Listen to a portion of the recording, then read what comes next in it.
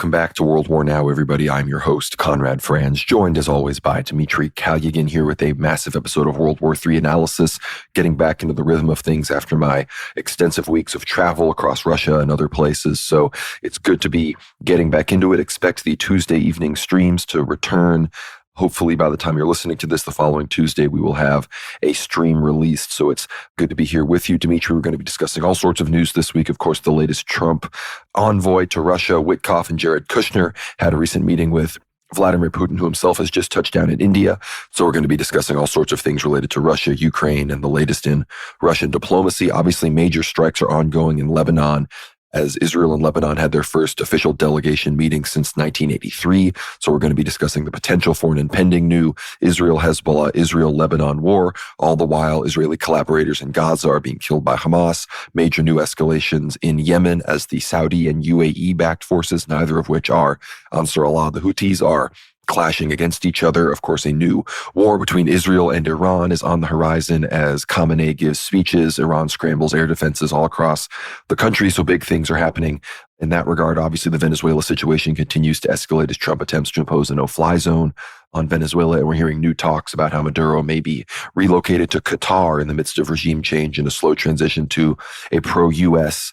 regime there. Obviously, we're going to be discussing the Pope's visit to Lebanon. We're going to be discussing some of the latest things in the Caucasus with Turkey, Armenia, Azerbaijan, some prophecies, how that relates to other things that have been going on around the world related to World War III. And of course, we're going to finish it off as usual with some church news. Before I hand it over to Dmitry to ask how he's doing, I want to encourage everybody to check out this week's Ether Hour episode with Father Peter Hears. We discuss the meeting between the Pope and the EP, ecumenism, the potential for a false reunion, what the Orthodox should do in the case of that, also how to respond to, true Orthodox, old calendarists, schismatics, and, their attempts to cleave people away in the midst of all of this scandal. Of course, all of it with regards to the prophecies, which Father Peter himself also knows an extensive amount about. So that's going to be linked below. Check out this week's Ether Hour. Get behind the paywall to check out the full episode. Become a supporter at worldwarnow.co. It keeps this show going. It keeps the World War Now analysis free for everybody. And of course, you get access to hundreds and hundreds of hours of Ether Hour content, of articles like Dimitri's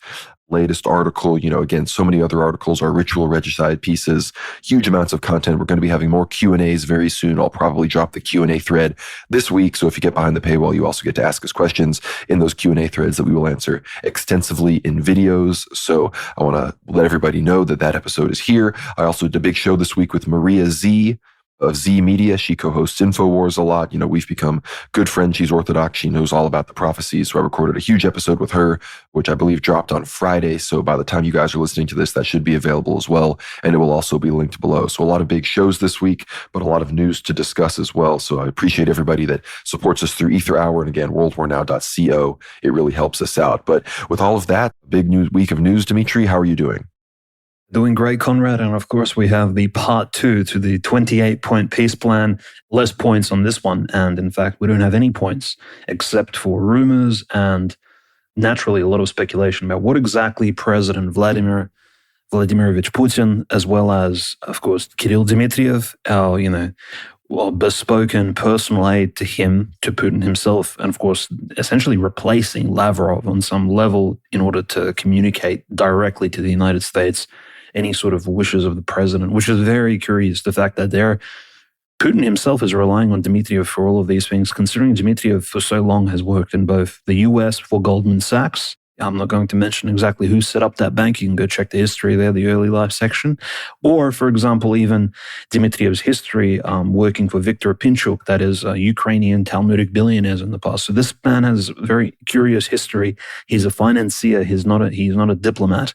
And yet Vladimir Putin appears to be very dependent on him to have this very close and tightening relationship with the US in order to, again, close the Ukrainian deal, or at least enact potentially a ceasefire. Maybe, of course, we can all presume the president of Russia is simply using this as a stalling tactic in order to avoid, a further tightening of sanctions, right, against not just Russia itself and some of its industries, which really haven't been sanctioned yet, such as Rosatom, Russia's nuclear industry, but also Russia's allies in BRICS, India, China, etc., in order for the US to stop pressuring them economically and therefore collaterally impact Russia indirectly.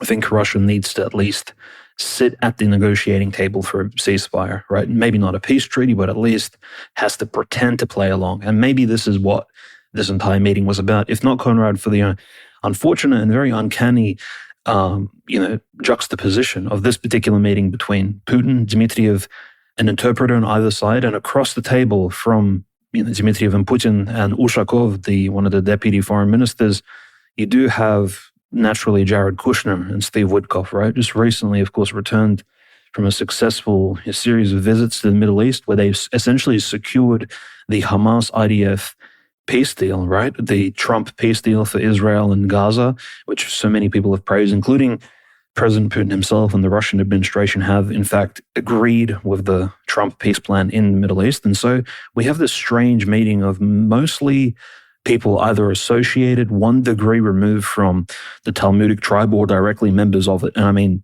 by a tribe, you can definitely reference Chabad Lubavitch, which is Jared Kushner and Steve Witkoff. These people are directly related to that shadowy Kabbalistic organization, which is based out of, again, Eastern Europe, direct connections to Ukraine in terms of the people standing behind President Zelensky himself. So it's almost like this underground web, these sort of veins connecting all these various countries, West, Eastern Europe, etc., that run across time over just the last century and span across essentially generations. No matter what regime comes to power, there are these interconnected ties that can be pulled on in order to bring such a meeting, to plan. And I think the really uncomfortable thing is here, Conrad, is that we saw President Putin sitting across the same table. In fact, the camera was pointed from exactly the same angle with the statue of Alexander II, the late Tsar of Russia, who was, of course, essentially assassinated and martyred by socialist terrorists on the 1st of March 1881, and Nicholas II's grandfather. His statue's in the background. You have the weird table. You have Kirill Dmitriev posting QAnon, essentially misinformation on X, the day of the meeting and days thereafter, essentially alluding to the fact that trust the plan. Me and Putin, we're working with Trump and Q. We're trying to work something out. This is, of course, a huge campaign of essentially throwing the American public and the English-speaking world off, because a lot of people are looking towards these official sort of people in political power to stop the bloodshed taking place on the front lines. And yet we understand, of course, QAnon, this entire charade that's been going on since 2016, since Trump was election, is for better or for worse. And in the best case scenario, a CIA, PSYOP, running behind the scenes, essentially creating a false conspiracy. So why Dmitriev is again involved in that, we're not too sure. But Jared Kushner himself, despite being Trump's son-in-law, and I understand that connection, converting Ivanka Trump from essentially some Protestant form of Christianity to Talmudic Judaism, very concerning figure. Like, he is, if not for his uncharismatic behavior, right, and the fact that he really hasn't held any position of prominence in the past in terms of his achievements are quite rare, few and far between. He is a child of nepotism, essentially, and his father is now the, I believe, an ambassador of America to France, despite not being able to speak French, former criminal as well, pardoned by Trump. Very interesting history. He does have these Antichrist vibes about him as well. This entire thing is very strange. It is President Putin meeting up with essentially the same people who probably brought the conflict about in the first place. And we're talking about the Maidan coup, Newland, George Soros. You can say these are different camps of the globalist elites, but in any case, they're all interrelated, if not by blood, then by at least religion and their reverence for whatever should come next, especially in Eastern Europe for Russia. So it's very concerning that at least President Putin in this particular meeting gave an audience and 4 hours of his precious time to these two individuals. And yes, nothing was achieved. And the Deputy Foreign Minister Ushakov confirmed this for us, that there was no agreements. There are some suggestions that Putin has passed on to Witkoff and Jared Kushner that they will bring back to Trump.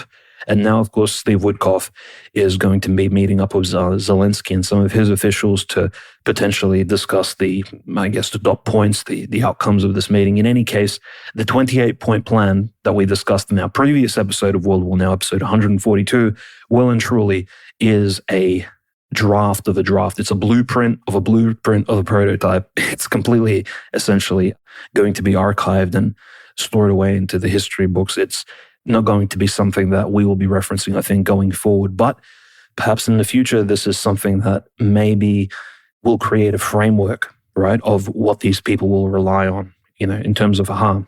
I wonder how the ceasefire lines will be drawn across some of these territories, because Russia continues to advance across the front line. But this sort of diplomacy, Conrad, it is, I think, just very uncomfortable for some people to see, because again, we have, Christian leader meeting up with these two people who, for better or for worse, don't really represent, I think, even American Christians. It's paints the whole situation in a very dark perspective. I completely agree. As far as I can tell, the 28-point peace plan, its main legacy will be being the title story of episode 142 of World War Now, and that's probably going to be the extent of its notoriety in the history books. But I mean, you're right. I mean, it's one thing, to see Witkoff and Kushner going to Israel to talk about Gaza, and Barak going in Lebanon and Turkey. Maybe you could justify these, but then sending Witkoff and Kushner to Russia, I mean, it's like, okay, is everything in our foreign policies, the entire world island, a subject of world Jewry? Again, it's like, we have diplomats, we have people that are fluent in Russian, we have people that, even, might have even had more relevant connections during the Cold War. I mean, we have people like Jim Jatras, in America that would be, people like him or people of even half that caliber. But instead we're like, no, we're going to send two Hebes who have already negotiated all these other things. And maybe the idea is that, we had successful negotiations by preventing this war between Israel and Iran and Israel and the Palestinians. So maybe they get these same guys that'll work in Russia. But at the end of the day, it's like, okay, well, the Jews are going to be the ones negotiating for the Middle East. And then I guess because of the Pale of Settlement or because of some other kind of history, the Jews are also going to be the ones negotiating peace in Russia and Ukraine. It really doesn't, like you said, it doesn't really give anybody peace of mind that this actually is a real conflict with national interests as opposed to sort of a oligarchic war. But Putin, he takes them seriously nonetheless. He obviously does also have respect for the Talmudic community, as you mentioned, with the similar meeting room. This, I guess, is the real respected characters meeting room, and that includes people with funny hats. But as far as what the results of these negotiations are, I've got the Trump quotes pulled up here because he's addressed them. He says he thinks that Witkoff and Kushner had a reasonably good meeting. He believes Putin would like to end the war. He goes on and said, I don't know what the Kremlin is doing. I can tell you that they had a reasonably good meeting with President Putin. We're going to find out. It's a war that should have never been started. What comes out of that meeting, I can't tell you because it takes two to tango, Trump said. He would like to end the war, Trump said of Putin. That was their impression. Now, whether or not that was their impression, their impression was that he would like to see the war ended. This is just Trump nonsense babble at this point. I think he'd like to get back to dealing a more normal life. I think he'd like to be trading with the United States of America, frankly, instead of, losing thousands of soldiers a week. But their impression was very strongly that he'd like to make a deal.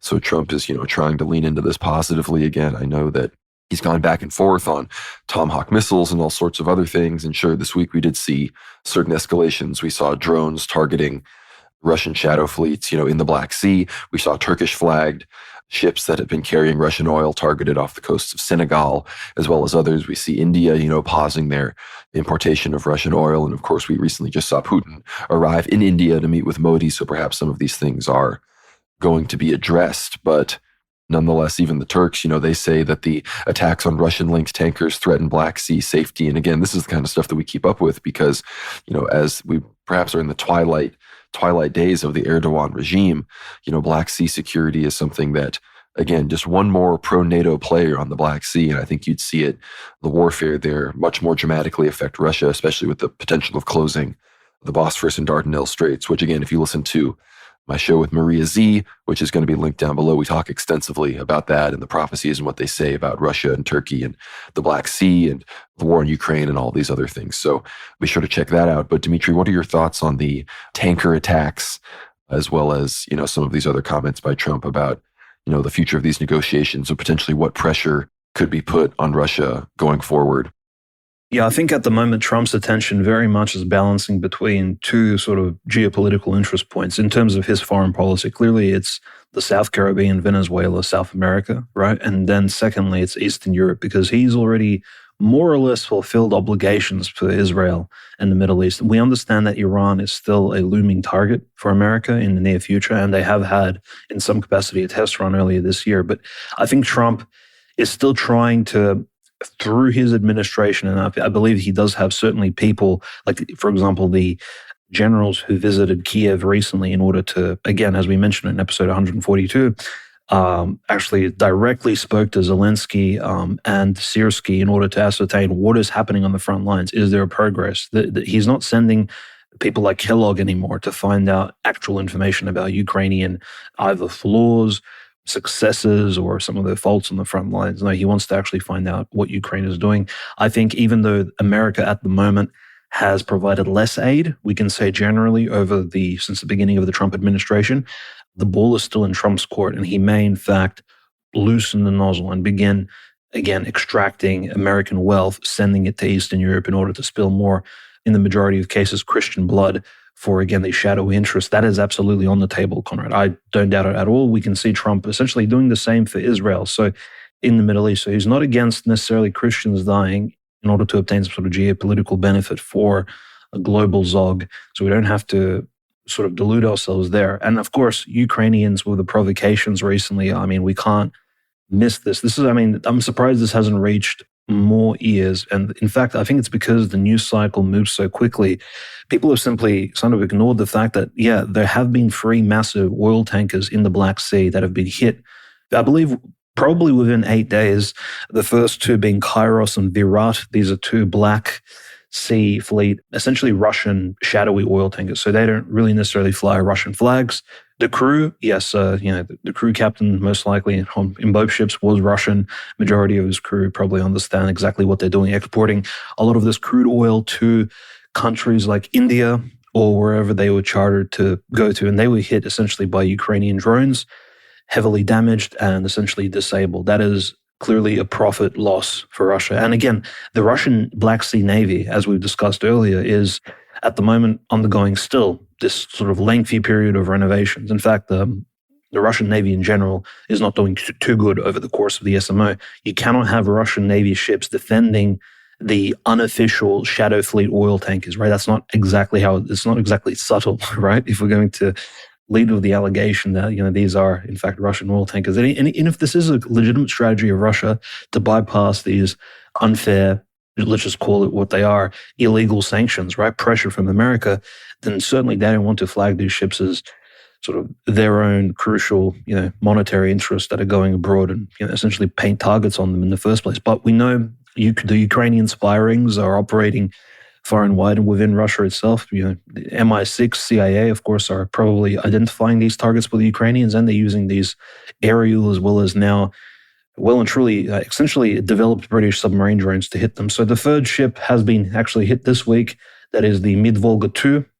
It was attacked 130 kilometers off the Turkish coast. And naturally, Turkey is now almost trying to, I believe they're trying to pressure essentially on shipments between Russia and Turkey, essentially to slow down. Turkey is very triggered at the fact that essentially within its own exclusive economic zone on the Black Sea, there are essentially military-grade drones, kamikaze drones, smashing into Russian ships without pretext. Clearly, Turkey is a NATO country, so that's the other thing. Could Turkey be a collaborator in all of this? If we recall the Idlib province in late 2024, we did hear reports that there were, in fact, al-Jolani's forces, HTS forces, supported by Ukrainian drone pilots operating essentially with sanction, we have to imagine, from the Turks. So the Turks are not, we have to presume that they are a neutral party, sort of in good faith. However, who knows? They could, in fact, be in on the fact that these Russian ships are being hit in the Black Sea. Generally, this is just an escalatory move by Ukraine to be, again, targeting essentially civilian vessels, because that's exactly what these are. And, it's equivalent to naturally Ukraine, again, striking with their long-range missiles and all kinds of other terror strategies deep into Russian territories and oil refineries and objects of that nature, which, frankly, they've been doing for a long time. And this is why in the Russian Federation at the moment, they are essentially doing a semi-mobilization. In fact, they are sending certain reserves to key points of interest within the country, essentially within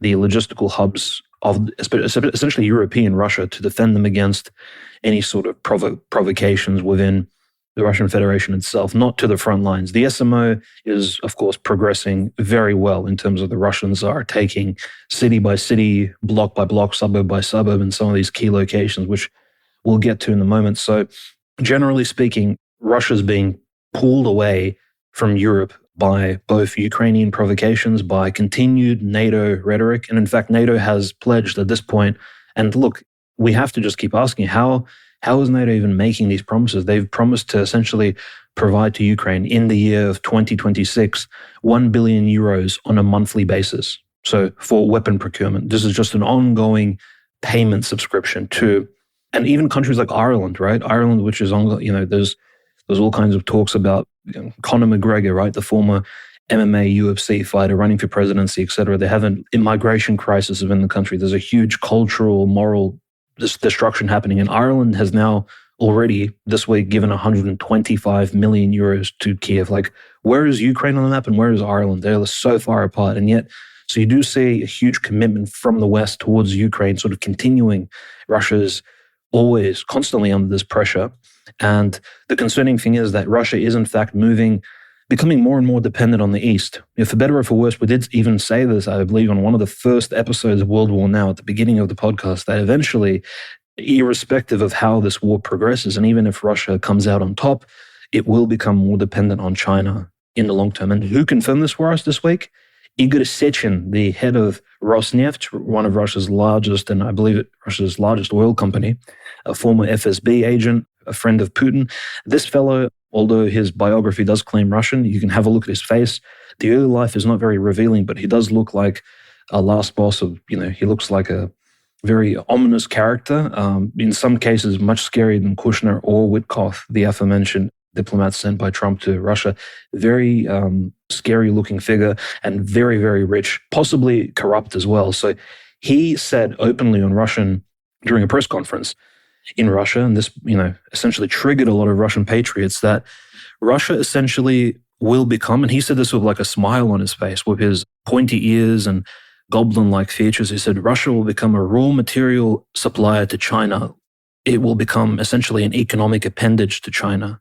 It's hard to translate the Russian into English, but that's essentially what he was saying, which in Russian comes off «Сырьевой придаток Китая». It sounds very bad. It essentially, Russia will become an Africa to China's Europe, so to speak, in an imperial sense. A very weird statement coming from one of Russia's richest oligarchs, who has been put into a position of a lot of trust. And that's quite uncanny that he's saying that very openly now on Russian television. So there's a lot of economic tensions definitely happening between Russia, Europe, and I think in the Far East, things are definitely developing and moving. And I think all of this is clearly tied up with this war. This war is, I think, Conrad, going to debilitate relations between Russia, Turkey, clearly Azerbaijan, I think, in the near future, going to maybe improve relations with countries like China, for better or for worse, make them come closer together.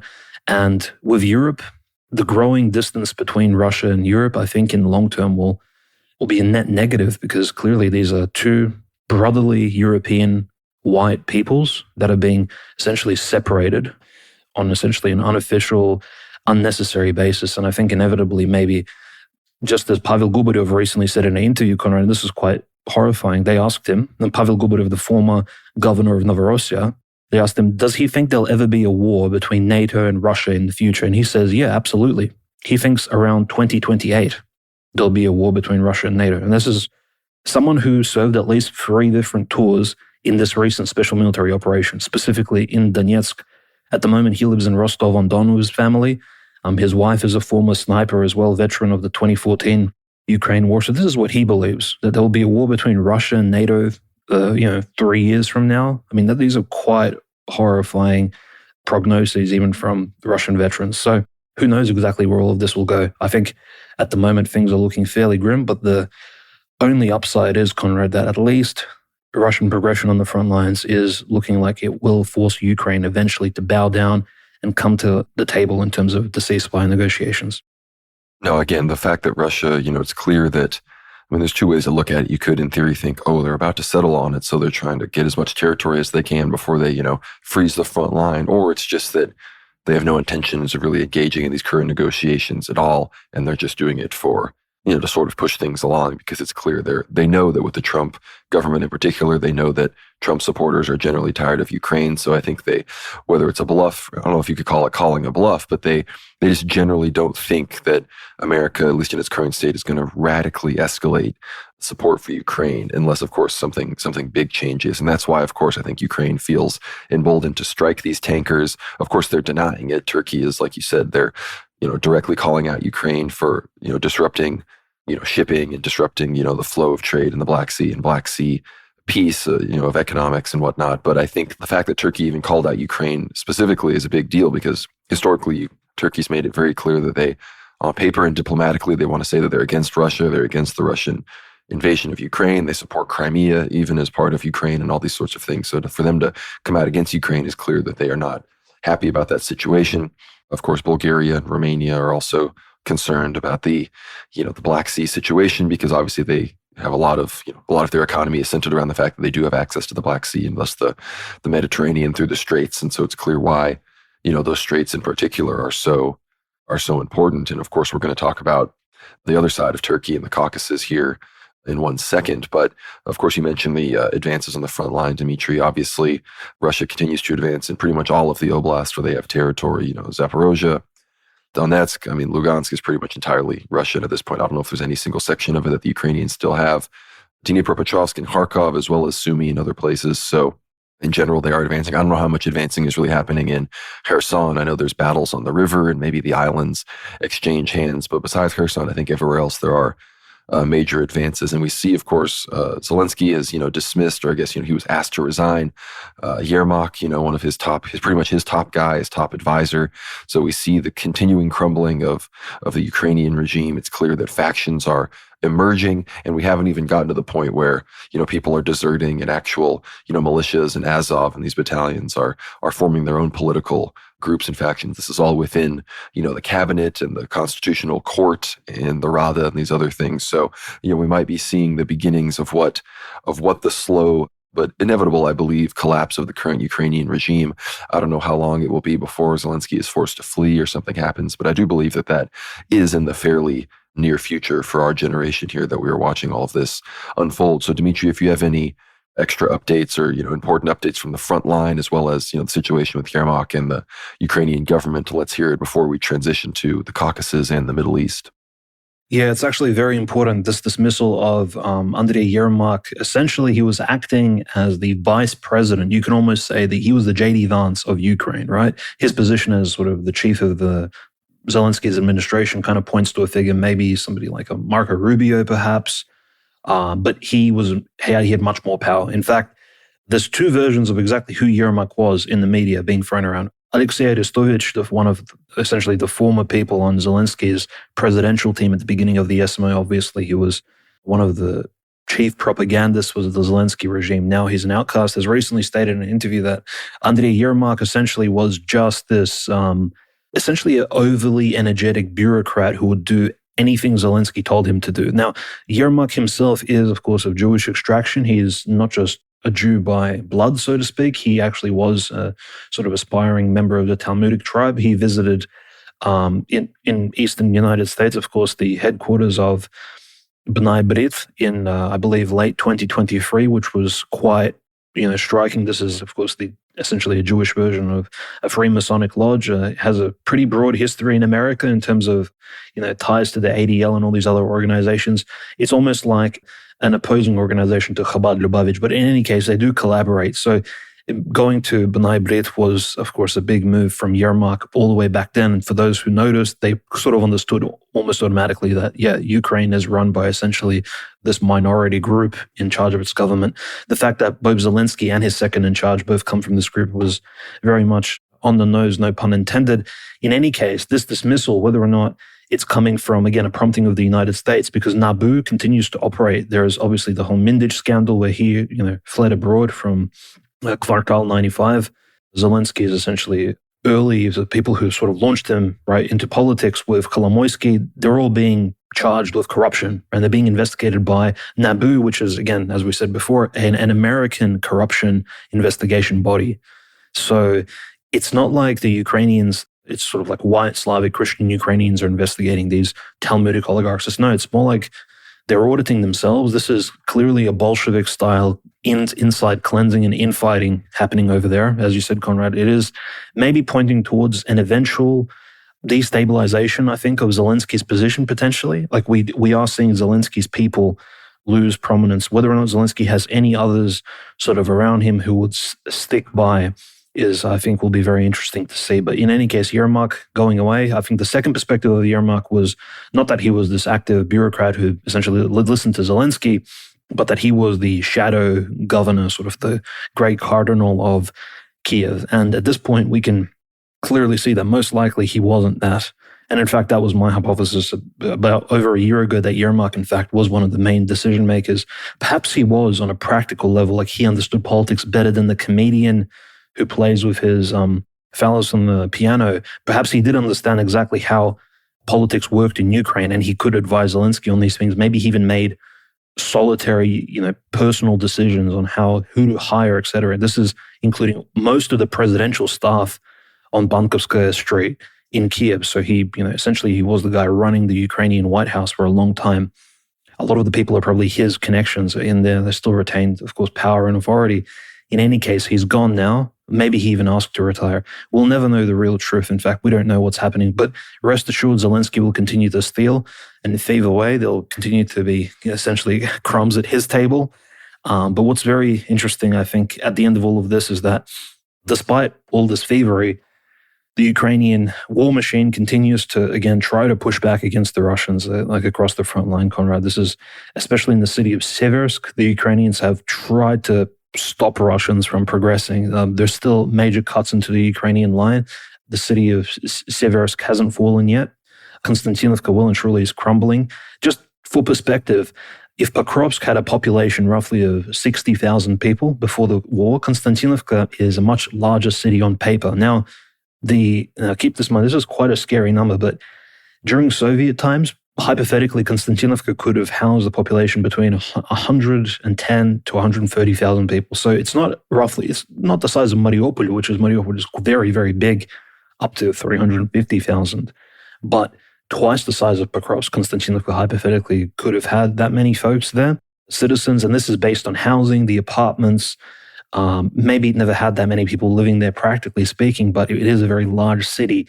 Yet the population of Konstantinovka now reportedly is less than 7,000 people at this point. So it's been reduced by significant amounts. And that's because at the moment, it's some of the hottest fighting is taking place there. That's, of course, besides Mirnograd, Konstantinovka, the Russians have not only bombed most of the outskirts of the city, essentially reducing Ukrainian defenses to rubble, but now they're also clearing suburbs, pushing the Ukrainians out. And also, we see a similar treatment. So the way the Russians are doing it, going from house to house in these small squads, 3, 4 people, sometimes small groups as small as 2 people are clearing apartment buildings, which is incredibly dangerous because if one man gets hurt, the others certainly can't really pull him out on time. It's very, very risky sort of warfare in these particular urban destinations. But Russia's doing the same in Volchansk as well. They're taking their time. In some way, you can almost say like they're trying to preserve as much infrastructure as possible. They're not bombing the entire city like they have, for example, in Bakhmut. Of course, Bakhmut was turned into essentially a battleground. The entire city was almost leveled. Here in Volchansk, Konstantinovka, Pokrovsk, the Russians are trying to preserve as many buildings as possible, essentially very delicately, surgically cutting out resistance, forcing the Ukrainian cells, squads that are still operating within the city to surrender. Again, these Ukrainian soldiers are hiding in garages, basements, etc. At times, most of them probably forcefully recruited. So they, as soon as they hear Russian speech come from the other side of the door, they may willingly surrender themselves to the Russians, which is probably the best outcome for them. In any case, Volchansk as well is being cleared. Some of the reports are very positive from Volchansk, that's in the north, in the Kharkovskaya Oblast, Conrad. In fact, they're saying that Russia basically has already taken Volchansk. And this is, again, if true, this is a huge update because at the moment, Russians are evacuating the Ukrainian civilians that have remained in Volchansk and who've lived under essentially perpetual bombardment for about a year and a half. And they are clearing out certain suburbs where they believe Ukrainian resistance points still are operating. So amazing updates, I think, from the front line. Generally speaking, every single time Putin puts on a uniform and he gives a press conference or he speaks to his generals and the military stuff, you can almost expect positive results, sort of. And Putin did mention recently that Mirnograd, in fact, has been, again, it's interesting, Putin and Gerasimov both are reiterating similar positions. They're saying Mirnograd is entirely surrounded. I'm not 100% sure if that's the case. Again, it doesn't need to be entirely surrounded because there's a complete dead zone in that north, those few kilometers, that strip that allows the Ukrainians to leave. It's open. Hypothetically, they could walk out into that no man's land, but practically speaking, the Russian Rubicon Center, that's the Russian drone forces set up by Andrei Belousov, are operating there. It's essentially flooded with these robotic drones flying around. And of course, they will not allow the Ukrainians to leave this particular locked zone. So the Russians are really depending on the Ukrainian commanders in Mirnograd to begin surrendering their respective units and squads. And bit by bit, the defenses are being chipped away at. And I think this is the desperation of the Ukrainian government, making internal changes, constantly pressuring, the Trump administration, sending Witkoff, Jared Kushner even to Moscow. I think there's a real sort of quest from, I think, the West to try and save this last 6,000 kilometer square strip of Donbas land that Ukraine still holds on to, potentially as a far post for the future, because they do want to use these defensive points potentially for a future incursion into Russian territory. I have no doubt about that. This is just about Ukraine trying to save face. And at the moment, it doesn't look like, and good on Putin for pushing the agenda forward. This is exactly what he started the special military operation for, to push the Ukrainian forces as far away from Donetsk and Russian cities as possible so that they are no longer at risk of being bombed in the future. And now it's not just shelling that's an issue, right? And long-range missile launchers that the people of Donetsk and Gorlovka have suffered for over, close to a decade. It's also, can you imagine drones now being also a factor? So the further the front line is pushed west, the better for the local citizens of the Donbas, Novorossiya region. I think that's what Putin is essentially trying to relay to the Russian people, trust his plan, because the results clearly, are working in the Russians' favor. Like, it's very obvious now. Yeah, again, I think as far as the success on the front line goes, if the regime, which is still largely intact in Ukraine, is only able to put up the current resistance that we're seeing right now, I can't really see it getting better without some dramatic escalation in support from America or other Western actors, or again, some radical shift on the ground, or I don't know, a natural disaster that destroys one side or the other more. I have no idea how else things are going to turn in favor of the Ukrainians. And then I think we're slowly on the ladder down to full Kievan collapse there. So we are monitoring the situation. Of course, we're praying for the persecuted there. We're going to discuss more of the persecution in the church news segment here. But again, Svyatogorsk, Lavra, some of these other places are, I think, very close to being brought back under Russian control. So we're going to be keeping an eye on that and bringing you the news when it really happens, of course. But that's one of those things where, who knows, maybe when it already happens, they may not want to immediately announce it. Some of these things they like to release slower than other announcements. So we're going to be keeping our ear to the ground. But pivoting southwards, following along on a map, geographically speaking, moving from Russia towards the Middle East, we're going to stop off here in the Caucasus to discuss what's going on there. And the big news that's been going on, of course, apparently Turkey is considering reopening its land border with Armenia in the next 6 months. I'm hearing many reports about this, which is big news because the Turkey-Armenian border is sort of the last Cold War era closed border that would be reopened, kind of signaling the true triumph of globalism, I guess, in this, as it continues to slowly collapse. We see that it is still, we're still living in the era of unipolarity and globalism, at least its triumph over bipolarity and what we saw in the Eurasian Soviet experiments and whatnot. But the border's been shut since 1993, since the original Nagorno-Karabakh war between Azerbaijan and Armenia, of which obviously Turkey is a strong Azeri ally. But again, now that we've seen the Nakhchivan exclave and the rest of Azerbaijan be connected by this impending Trump-Zangezur eternal peace corridor, or whatever the heck it's called, I'm forgetting, like the 100-year Trump corridor that's going to be connecting Azerbaijan with Turkey. Pashinyan's been going along with all of this, and I guess the understanding of this is that politically speaking, the reopening of this border will be a big boost for Pashinyan in the June 2026 elections, which, again, Pashinyan, not very popular, very controversial, effectively sold Armenia out, gave away Artsakh to Azerbaijan, saw Armenian territory invaded and unsuccessfully defended by Armenia. They saw the effectively leaving, the CSTO and abandoning Russia and the rest of their historical regional allies and whatnot, and very much embracing Turkey, who, for the past 100 years has been considered the number one national enemy of Armenia. But nonetheless, that is what's going on there. And of course, we're covering the situation there very closely because of the prophecies that talk about Russia descending down through there. We're hearing recently that the president of Georgia is talking about by 2020, by 2030, I believe, or 2028, I can't remember which year he said, the Georgian nation will be ready to join the European Union, despite the fact that the European Union doesn't even recognize the current Georgian government and regime since the latest elections. So again, Russia has a lot to keep its eyes on down there with, of course, Turkey. We know what's going to happen between Russia and Turkey, and then Azerbaijan having largely turned against Russia after betraying them, with Armenia obviously now turning against Russia. There's this big belt that has very much been formed to Russia's south that they need to keep an eye on. The other news from the region, of course, the Azerbaijani opposition, those who are against Aliyev. This is from Reuters. These people have been detained. A court in Azerbaijan on Monday ordered a key opposition figure to be held in pretrial detention until mid-February following his arrest on charges of plotting to overthrow President Ilham Aliyev. Ali Karimli, who has led the Azerbaijani Popular Front Party since 2000, rejected the charges against him as politically motivated, his lawyers told Reuters. Azerbaijan's State Security Service raided Karimli's house on Saturday and later arrested him and two other APFP members. One of them, Mamad Ibrahim, was also placed on pretrial detention until February 13th. A government source told Reuters over the weekend that the probe into Karimli was connected to an ongoing criminal case against Ramiz Medvedev, head of the presidential administration from 1994 to 2019.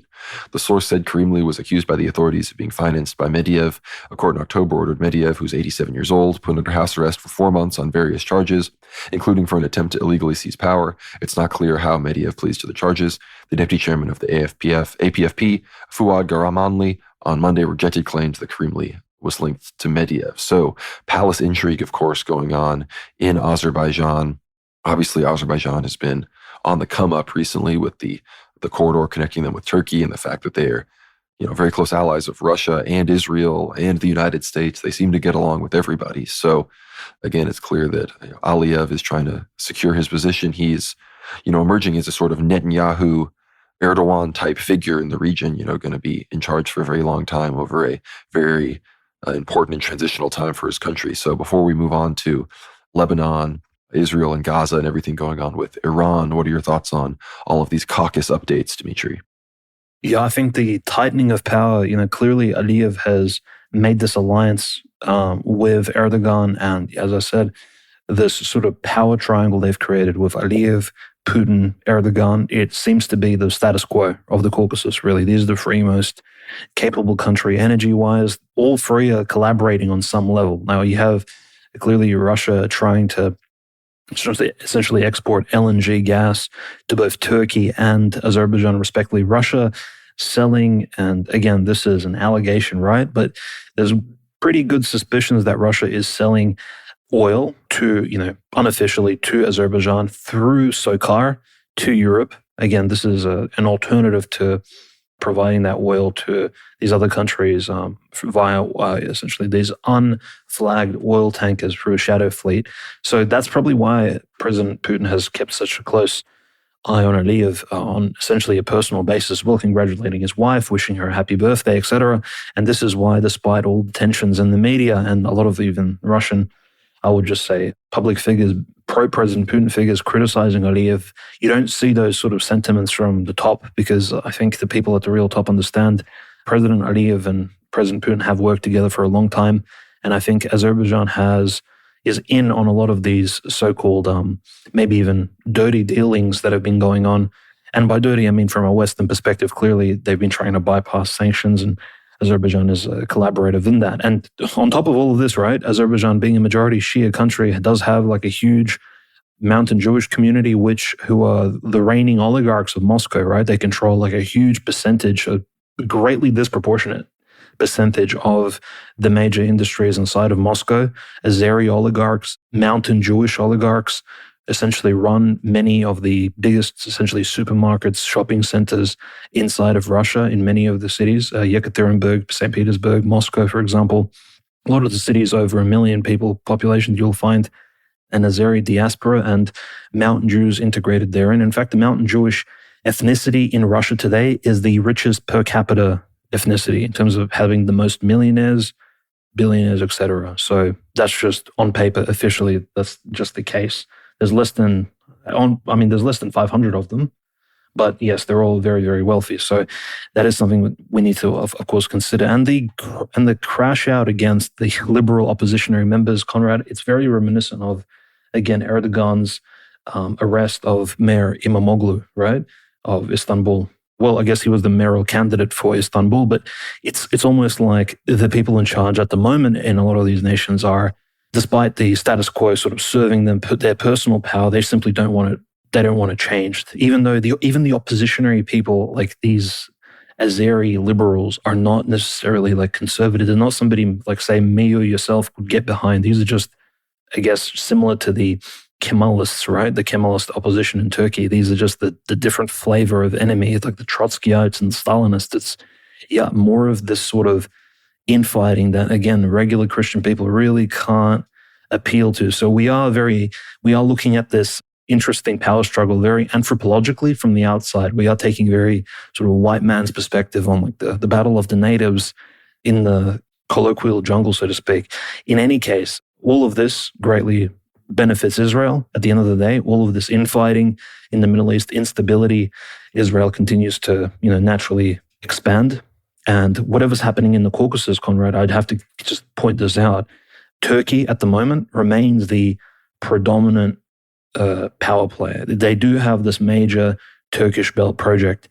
It looks like Pashinyan, and this recent opening of borders between Armenia and Turkey, this is the reintegration of essentially the Armenian community in some ways back into the sort of neo-Ottoman fold. Because if you consider the Ottomans for a long time were big patrons of the Armenian community. I know it sounds strange, but the Armenian Catholicos, he entered into Constantinople after Mehmed, one of the Ottoman sultans, right? Clearly Mehmed the Conqueror, before he was, of course, the Caliph. He entered into Constantinople, liberating it from I say liberating, of course, in quotations here, from the Greek Orthodox Christians. And that's when the Armenians could set up their community of their, particular branch of Orthodox Church, again in quotations, in Istanbul. The only reason Armenians are there in the first place is because they worked with the Muslims back then. So let's not be completely sort of zoomed in on the 20th century and think about the Armenian genocide, which was largely carried out by, again, secular Kemalists and a lot of these quasi-Masonic pashas, to not consider the fact that Armenians and Turks have worked together for a long time. That's one of the reasons why the Armenians even have a say as to what happens at the Holy Sepulchre in Jerusalem, in the West Bank, of course, occupied Palestine. So we have to sort of take all of this into consideration. Let's not be too surprised if we see Pashinyan, Aliyev, and Erdogan working together. And if the Armenians don't join in, potentially into a future anti-Iranian coalition as well, and maybe with this mutual grievance against both Iran and Russia, but viewing each respective country as like the regional oppressor. We can say, well, Shia Iran has always oppressed us and evil imperial Russia has always oppressed us, etc. Like both particular cards, I think, can be played. And I think certain Western interests, Talmudic interests, will potentially exploit both of them in order to build this somewhat unnatural looking alliance together. But I don't think it's as unnatural if we study history and have a look at exactly whom these countries have allied with in the past. And very concerning when you look at Central Asia as well. You bring in the Kazakhstan angle, and all of this becomes, exceptionally concerning, I think, for the future of Russian geopolitics. The world is becoming an exceptionally complex place. And speaking of areas surrounding Russia and Russian military entanglements, of course, last week we discussed, and in previous weeks, the deal that Russia and Syria are trying to work out for Russian peacekeepers, even in southern Syria, on their border now with Israel as they continue to expand. And this is from antiwar.com. It says Israeli Prime Minister Benjamin Netanyahu expressed conditional willingness to consider a deal with Syria, but today the IDF is back to carrying out offensive operations into the country's west and southwest. As usual, the military was active on the ground in Quneitra Governorate, raiding the village of Rumayina and establishing a roadblock on a road near the village. There were as yet no reports of the IDF forces detaining anyone in this operation. The most high-profile incident was in Beit Jin, which on Friday saw a major Israeli attack that left at least 15 people dead and is being called a war crime by Syrian officials. The Israeli military conducted multiple drone strikes against the outskirts of that town again today, though no casualties were reported. Friday's incident involved an IDF raiding Beit Jin and trying to detain people they accused of being members of Jama Islamiyah, When they were met with resistance, they fired on the town, then withdrew and hit it with artillery and airstrikes, which killed a number of civilians, including 2 children. Israel invaded Syria back in December of 2024, immediately following the ouster of President Bashar al-Assad. They've occupied the UN, DOF, demilitarized zone since then and regularly operate within the areas beyond that zone. Israel and Syria have been in negotiations aimed at restoring the relative détente that they had before the 2024 invasion, but Israel has repeatedly balked at returning the UN DOF area, and Netanyahu is now pressing for Syria to create a new buffer zone between the old demilitarized zone and the Syrian capital city of Damascus. So, in the midst of all of this, we had also recently seen about a week and a half ago or so renewed clashes between the Syrian National Army and the Kurdish SDF that is backed by the United States. Turkey continues to try to build more military bases in the north of Syria. So Syria is, being pressed from both sides, 3 sides, really, different factions, all angles. We still see massive protests in Latakia and in other places against Israel, against other forces. So Syria, unfortunately, is yet to settle things down. Of course, we did see Trump, continue to root for al-Shara. I believe Trump wrote him a handwritten note that said, Ahmed, you're going to do great. He's really trying to stand with him and, prevent any further regime change from occurring in Syria, and more disruption and more, refugee crises, because in theory now with a Sunni person in charge, a lot of these Syrians that left under Assad can return to Syria because the people that they want are in power. So everyone's thinking about all these things. But regardless, Israel, Turkey, they have their own agenda in these countries and are going to act on them. But moving towards Lebanon, where things are also getting more and more intense, we see major Israeli airstrikes ongoing as we speak. Before we talk about the Israel-Lebanon negotiations, the big escalation from Hezbollah, we had statements from Naim Qassem. It says here, Hezbollah's chief, Sheikh Naim Qassem, said on Friday that the movement has the right to respond to Israel's assassination of its top military commander in a strike on Beirut's southern suburbs last Sunday. In a televised speech, Qassem condemned the killing of Haitham Ali Tabatabai as a blatant aggression and a heinous crime, adding that Hezbollah has the right to respond. We will determine the timing of that, he said. While acknowledging that there is infiltration and there are spies operating in Lebanon, he said the country is an open arena in which the enemy is coordinating with the U.S., international, and Arab sides. He also conceded that there is no parity in power with the Israeli enemy, neither militarily nor in intelligence. The state should be in charge of deterrence, through its army and its people, the Hezbollah chief said. Responding to a wave of Israeli threats and reports about a possible escalation against Lebanon, Qassem said all these threats are a form of political pressure. He warned that those who seek to remove weapons are serving Israel, and added that Hezbollah is ready to discuss weapons and defense strategy, but not under pressure and not as part of a new government. We are ready for political discussions about arms and defense strategy, but not under Israeli pressure and not through the annulling of the current regime, he said. And of course, this comes at the same time that for the first time since 1983, Lebanon and Israel have held direct meetings. They met at the UN Peacekeeping Forces headquarters in Nakura, near the Israeli border with Lebanon. The U.S. Special Envoy Morgan Ortagus was present for the meeting. Major U.S. forces, Israeli forces were present. Obviously, they're trying to pressure Lebanon to continue disarming Hezbollah, but we also hear that Egypt and others are pressuring Israel to actually abide by the November 2024 ceasefire, which again, for over a year now has just been completely violated. It was actually never implemented at all by Israel. It says here, Middle East Eye says the last time Israel and Lebanon engaged in direct negotiations took place in 1983 following Israel's invasion of Lebanon. The talks led to an agreement that would have normalized relations, but it was never ratified. And so because Lebanon obviously doesn't recognize Israel, elected officials, military officials are very hesitant to meet directly, unilaterally with Israeli officials because it implies, de facto recognition and would be a bad look for the generally anti-Zionist population of Israel. It says here, Lebanon does not recognize Israel and as such has insisted on military figures overseeing the ceasefire with Israel. Lebanese military representatives have avoided direct contact with Israel's delegation. Despite the signing of a ceasefire in November last year, Israel has carried out near daily strikes on Lebanon and continues to occupy 5 strategic areas. Thousands of people have been able to return to their destroyed border villages due to heavy Israeli military presence and activity.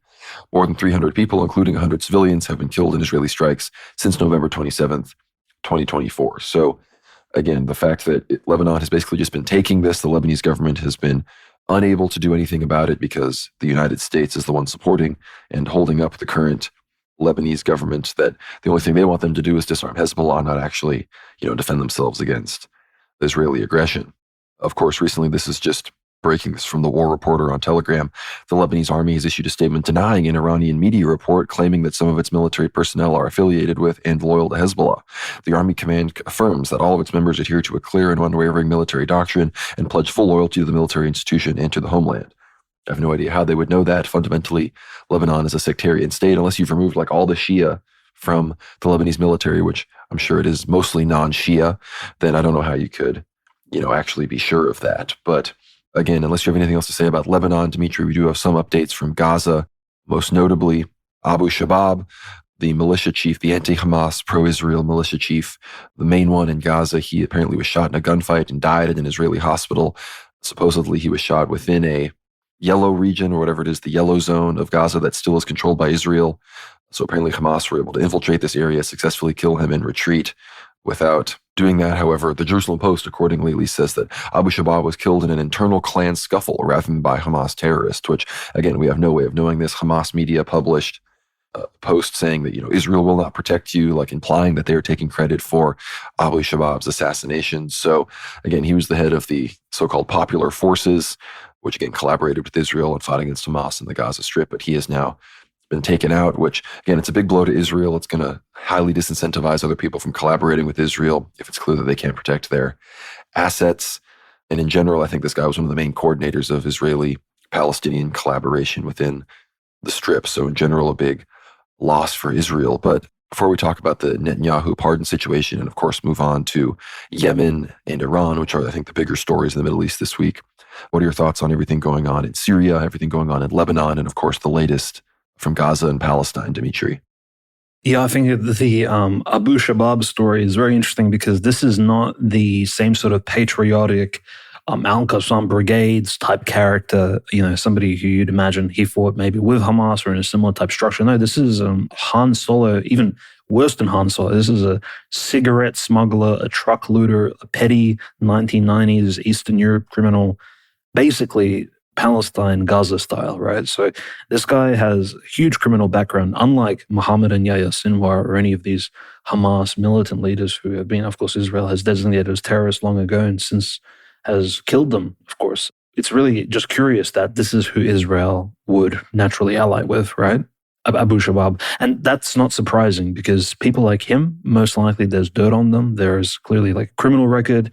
He should have been spending prison time, a long time ago, right? The fact that he has, of course, organized a popular front, these popular forces that he's sort of arranged, it does speak to the fact that, there are actual mafia-style criminal organizations, most likely also related to a lot of the international humanitarian aid going into Gaza.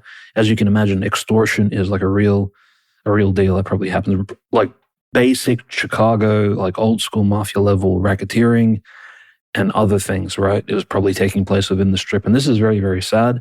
And in some capacity, you can almost see like Hamas's popularity increase and improve because they're the ones who are, for better or for worse, the religious zealots. They're not going to steal there have been accusations, of course, Israel has made those and put those allegations out that Hamas is stealing aid, etc. But it's almost like the religious zealots, the monk-like Hamas Islamic radicals will clearly not be committing the same crimes as these various other groups who are somewhat incentivized, but, first and foremost, like political, worldly power, material things, etc. So, that's just another drop in the bucket of essentially Israel using people of strange backgrounds, right, as their assets. This is not uncommon. And, Al-Sharaa is just another character who, again, is just being utilized with, again, very similar questionable history in Syria. So it's very interesting how there are these sort of analogies we can make. And just want to briefly mention the West Bank as well, because we kind of have this idea that the West Bank is in like a constant state of peace compared to the Gaza Strip. But no, in fact, the Israeli army, so this is not even the police forces or any SWAT, for example. These are actual Israeli military are raiding homes, especially of various apparently Palestinians who are breaking the law, I think without warrants. At the moment, there are teenagers who have been seized. There's families being harassed. Photographs of just Israeli soldiers entering into homes. There's a lot of these homes, of course, are greatly debilitated. These are on the borders of these Zionist settlements as well. So it's incredibly concerning, almost as if we're preparing for, again, this huge displacement of local Palestinian people in the West Bank in the near future. Like they are being harassed to a point of, well, maybe they're psychologically being prepared to get pushed out. And even stranger stories, again, from the West Bank, and I don't know what the Israelis got out of this, but there was a crocodile farm which has been temporarily inactive in the Jordan Valley in the West Bank. And Israel went in and killed hundreds of crocodiles. Yeah, this is, of course, it was linked to the Jordan River. So the Israelis are killing animals as well. So yeah, just very, very strange mass crocodile slaughter taking place in the West Bank this week. And just generally, I think, Conrad, if you have a look at some of the UN reports as well, and I think any of the listeners have a look at what the United Nations has what their prognosis is for the south of the Litani River, for South Lebanon. At the moment, all the UN groups are calling for preparation of mass displacement in South Lebanon. I think they're almost anticipating that Israel is going to either enact a massive bombing campaign of the Lebanese population and Lebanese territories, or perhaps will even move in militarily. So we're talking about South Lebanon, Bekaa Valley, etc. And apparently close to 1 million people, 1 million civilians may be put in harm's way in the state of Lebanon by Israel's actions in the near future. So this is a very recent report, and they're trying to, of course, give a very neutral position. They're not trying to be anti-Semitic or anti-Zionist. They're just saying, look, circumstances may escalate. So all the humanitarian groups in the Eastern Mediterranean, please prepare your tents, your first aid kits, etc. Everything that was required for Gaza may now be required for South Lebanon. Things may get out of hand soon. So these sort of are, I think, warning signs for what Israel may, of course, enact south of the Litani River very soon. And yeah, we've sort of seen statements to that exact effect. And again, Israel is also calling for evacuations of their own sort of territories. Some of the villages, in particular, the settlements just on the border of Lebanon and Israel. So potentially there will be a reignition. Naim Qassem as well, having a strong position, sort of in some ways mimicking the supreme leader of Iran. I think, Conrad, things will most definitely, unfortunately, and we inevitably concluded this a while ago, that the Lebanon and Israel story, it only just begun. This is just essentially, it was the beginning earlier. Israel has killed thousands of Lebanese citizens since October 7th, and they won't be stopping anytime soon. I think this is only the beginning.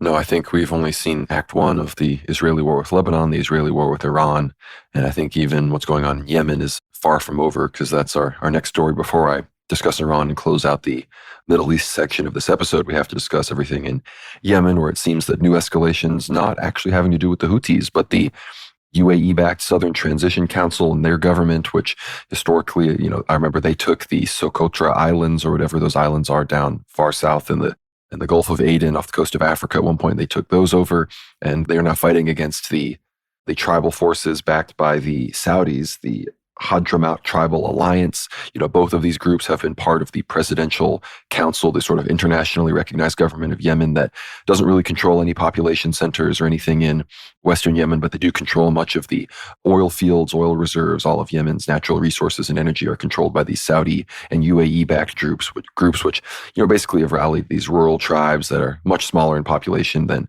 the Houthis and their Shia alliance. These are the smaller Sunni-backed tribes that are siding with these Gulf states. And the difference being, of course, that the Southern Transition Council, led by the UAE, they want to secede and form a state of Southern Arabia, I think largely just to secure these energy fields and resources for the Emirates, not have to deal with the whole Houthi, Sana'a government and uniting Yemen and all of this stuff. But the Saudi-backed government, who are obviously the Saudis were the ones that financed and waged the civil war and the war against Yemen and the Houthis. They want to unite the whole country. They're even open to working with Ansar Allah and forming some kind of joint government and everything. And there's even been reports that, now that this group has come under attack by the Southern Transition Council and the UAE forces, who are rapidly taking almost all of the territory of the Saudi-backed forces, that those Saudi forces even called on Ansar Allah and the Houthis to help them. So, maybe this aggression by the UAE Southern Transition Council will lead to a final end to hostilities between the Saudis and the Houthis, which, I'm skeptical of, but it's interesting that this has been escalating this way. Obviously, I'm sure Israel supports this. The UAE seems to be fully compromised to Israel in every capacity, whereas the Saudis, again, they continue to demand the recognition of a Palestinian state. They continue to pursue civilian nuclear program with United States support. They continue to support and have good relations with Turkey, and they continue to want to even they're apparently even not 100% opposed to Iran entering their new defense alliance they have with Pakistan, and even making that alliance with Pakistan definitely displeased Israel, because Pakistan is no friend of Israel, probably Israel's least favorite, quote unquote, nuclear power, as they have a few of those. So a lot of different moving parts here, but we're going to be keeping an eye on Yemen because obviously there's been fighting right now. The UAE-backed forces have taken multiple settlements. They've been making very steady progress, and they are facing very minimal resistance, frankly. The Saudi-backed forces were clearly caught off guard in some capacity. The Hadrami elite forces of the STC, they've taken full control of the city of Sayun, which is in the Hadramaut region, which is the main stronghold for the Saudi-backed forces. They're continuing to drive them out several other cities and settlements. You can check the World War Now Telegram at World War Now Telly to figure all this out. This is from Rerum Novarum. It says, in the past hour, Saudi-backed Hadramaut tribal alliances launched a failed counteroffensive from the Zamak Heights along the Saudi border, attempting to cut the N5 highway in the Hadramaut governorate. The offensive failed, with the route still being under UAE-backed Hadrami elite forces control, who are obviously going to be working with the Southern Transition Council. So escalations in Yemen from a sort of unexpected place. I'm wondering how Ansar Allah and the Houthis are going to respond to this. I don't know exactly, but obviously, this could give Iran a bit of an opening to supply them. We know that a lot of Iranian weapon shipments to Ansar Allah have been intercepted and undermined by Israel and the United States. So maybe this will give Iran a bit of breathing room to help resupply their most aggressive anti-Israel ally, which is Ansar Allah. But before I ask your perspective on this, Dimitri, we have to address, of course, the latest televised speech from Ayatollah Khamenei. He delivered a strong address, after, he's been not publicly visible too much since the 12-day war, maybe 7 or 8 times he's made public appearances, but the big news regarding especially U.S.-Iran nuclear negotiations and the future war with Israel, he said that rumors about sending messages through intermediaries from Iran to America are pure lies. The American government is not worthy of communication and cooperation with the Islamic Republic. In the 12-day war, we were subjected to aggression from America and Israel, but they failed and returned empty-handed, having achieved none of their objectives. The Zionist entity has been planning a war against Iran for 20 years, but it returned empty-handed. The Zionist entity, as well as America, failed, he said. The resistance movement in the region will continue to grow and must continue generation after generation. Iran stands strong against bullying powers across the world. Such resistant elements are necessary, so obviously he's implying that they're going to continue to support the axis of resistance. He says, we suffered heavy losses and lost many loved ones. This is the nature of war. They kill and are killed. However, Iran demonstrated its strength and thwarted all conspiracies. We suffered losses, but the losses of the aggressors were greater, Khamenei continued.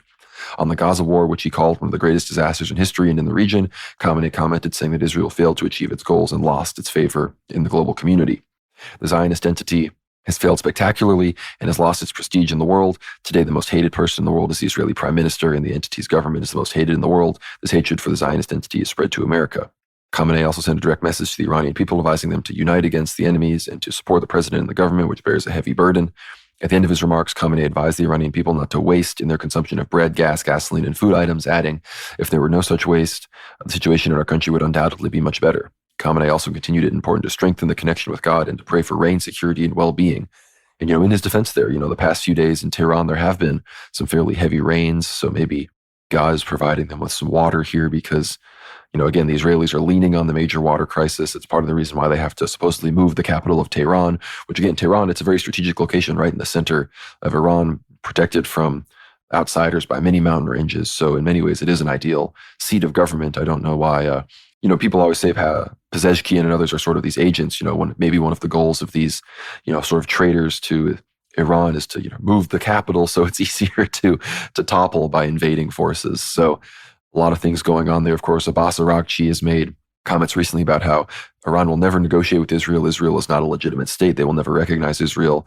And that to even begin negotiations with the United States is going to have to seriously drop its current level of support for the Zionist entities. So again, much like I believe we're going to see a major escalation with Lebanon, potentially before we see one with Iran, potentially before even 2026, I do think early 2026 is when we're going to really see Iran, Israel kick into high gear again. And I think what we see next is going to be a lot more intense than the 12-year war. So, not 12-year war, the 12-day war. Maybe it will be the 12-year war. It'll be so much more intense than the 12-day war. But I think that's what's coming. So be sure to pray, because I do think we are on the road and the ladder to escalation. I don't think there's any getting off at this point. No, of course not. And clearly the recommendation, if we can even make recommendations, I suppose, just covering the news here and analyzing all of these events from a bird's eye perspective in many cases. 2020 hindsight, keep in mind, Russia can benefit greatly in keeping this Iranian regime in place, right? I understand they aren't the most favorable towards Christianity, but if they can improve the leniency towards Orthodox Christianity in a similar way to what has been happening in North Korea, for example, with new churches being built, with North Koreans essentially now learning Russian as one of the major languages, right, of the country. Like, this is a sort of spreading of essentially missionary work via geopolitical measures in some capacity. Yeah, it's not as intense as perhaps actually sending clergymen directly to a particular nation and having them act on their own behalf. However, this is, I think, a contribution towards it. I think clearly Russia can benefit future Christians of Iran and Persia if it, again, builds a closer relationship with the regime and maybe can obtain those sort of leniencies, because conversions to Orthodox Christianity in Islamic countries, be it Shiite or Muslim countries, is an incredibly difficult ordeal, both for the converter and the convertee, shall we say. And we don't really have to go into details there. There's much content online sort of describing the experience of many people who've, of course, sought Christianity of any denomination really, but I would say Orthodox Christianity as well, a Christianity which requires active participation, especially attending church, things like that. So who knows? Geopolitics can have a particular spiritual angle as well here, most definitely. And Conrad, I think very importantly, Khamenei is just making it very clear, I think, because there have been fights in the Iranian pyramid-style parliament that they have, right, in Tehran. I know it looks a little bit strange, it looks a bit Illuminati-esque, but we're just going to set our concerns aside because I think very clearly, being a liberal democracy in and of itself, that is a Masonic form of government. So maybe they're just sticking to the theme. They're being consistent. Like, look, if we're going to have a parliament in Iran, we're going to keep it Masonic. Just, this is a traditional thing. So there were real arguments. A former Iranian president almost had a physical confrontation. There are people accusing each other in the parliament of being traitors. There are real political tensions on the ground. And in fact, I think the supreme leader, Khamenei, is this unifying, almost monarchic, almost pope-like figure that will, I think, lead the Iranian people sort of forward. And I think the hope for Iran is that they still have those proxies available that they haven't activated during the 12-Day War. We did see a huge, obviously, drone missile exchange, anti-air operations, obviously sabotage operations on the ground in Iran by Israel. But what we didn't see is that famous, or from a sort of Israeli perspective, infamous IRGC proxy cell war, which everyone has been anticipating for decades now, within countries like Syria, Iraq, that sort of idea that, well, there are these like secret organized cells of IRGC spies and saboteurs hiding all around Israel, ready to pounce at their victim. We didn't really see that. And yeah, I think that possibility will remain open for that future, multi-month, maybe multi-week conflict. And who knows, maybe even multi-year conflict that will be inevitable, I think, between Israel and Iran coming up in the near future. So God willing, that will be pushed as far back as possible to allow for, more repentance and more people to come to Christ. And I think the main issue here, Conrad, is, again, like the conflicts that are taking place at the moment are only promulgating and promoting more and more expansionist tendencies from even like the smaller scavenger countries like the UAE, right? And like a very good point that you mentioned, that how in Yemen, it's almost like they're exploiting the gaps left by the fact that Yemen is already a war-torn nation in and of itself from the beginning. It's already politically divided. It's been bombed by over 100 Tomahawk missiles just over the last year and a half by America, bombed by Israel. There's a constant fear in the air of essentially foreign intervention. There are Reaper drones flying overhead. It's a dangerous, almost Dune, Hollywood-esque like atmosphere going on. And then the UAE sends in this sort of national resistance force, right, of essentially a large brigade size. This is not obviously Wagner size 20,000 strong like we saw in Bakhmut. No, it's about 5,000 armed men, but these are cutthroat mercenaries. Like, these are trained professionals. And who knows, I'm not going to make any allegations here, but could the national resistance forces be somehow related to the American Eric Prince, right, the former CEO of Blackwater? We know he's worked with the UAE and he's lived in Dubai for quite a while now. Again, he created an academy, these various mercenary type companies, and this looks exactly like that. Similar to, of course, the RSF in Sudan, which is much larger and clearly much more unstable in terms of its membership in Sudan, committing insane war crimes, Mad Max style, just chaining people to vehicles and dragging them with collars through the desert. I mean, absolutely disgusting war crimes taking place in Sudan at the moment. So lots of innocent people getting hurt. And yeah, there are actual satanic forces making, people, servants of the devil, making money from this. And yeah, while there's instability, there are these mini Renaissance style armies trying to take territories and obtaining power while they can, before the real battle begins and long range intercontinental missiles are exchanged. And yeah, that's the unfortunate thing, is that there's not going to be a ceasefire between Iran and Israel anytime soon. Right now, we're in this interwar sort of period, Conrad, where, yeah, peace is nowhere really to be seen. Both countries have essentially their fingers on the trigger. It's almost like a Victorian era style duel, right? Where it's both parties are taking aim, and the question is who will shoot first.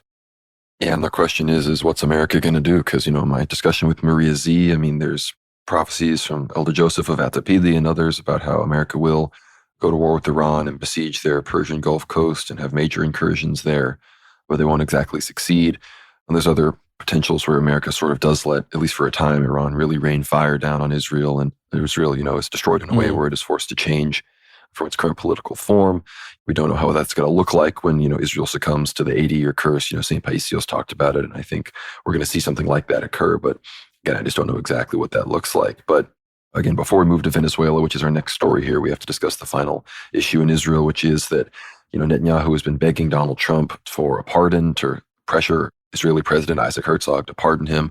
And supposedly Herzog came up with a plan saying that I will pardon Netanyahu if he steps away from politics entirely, and all these other sorts of things, which apparently Netanyahu has already rejected. This is from the Jerusalem Post. It says sources close to Prime Minister Benjamin Netanyahu said he would not consider a deal that would require him to pull out of the political arena. He's planning to run again in the next election, the sources said. This touches on the core of the debate over the trial and over a plea bargain over the years, moral turpitude, the principle that would distance Netanyahu from politics. Effectively, what the sources are saying is that the ball is in Herzog's court. The true win remaining in politics may be all but guaranteed. Sources close to Herzog said a decision will take at least 2 months. The president's office in its statement said that Herzog will consider the request responsibly and sincerely once all legal materials are before him. It stressed the unusual nature of the submission, saying it carries significant implications.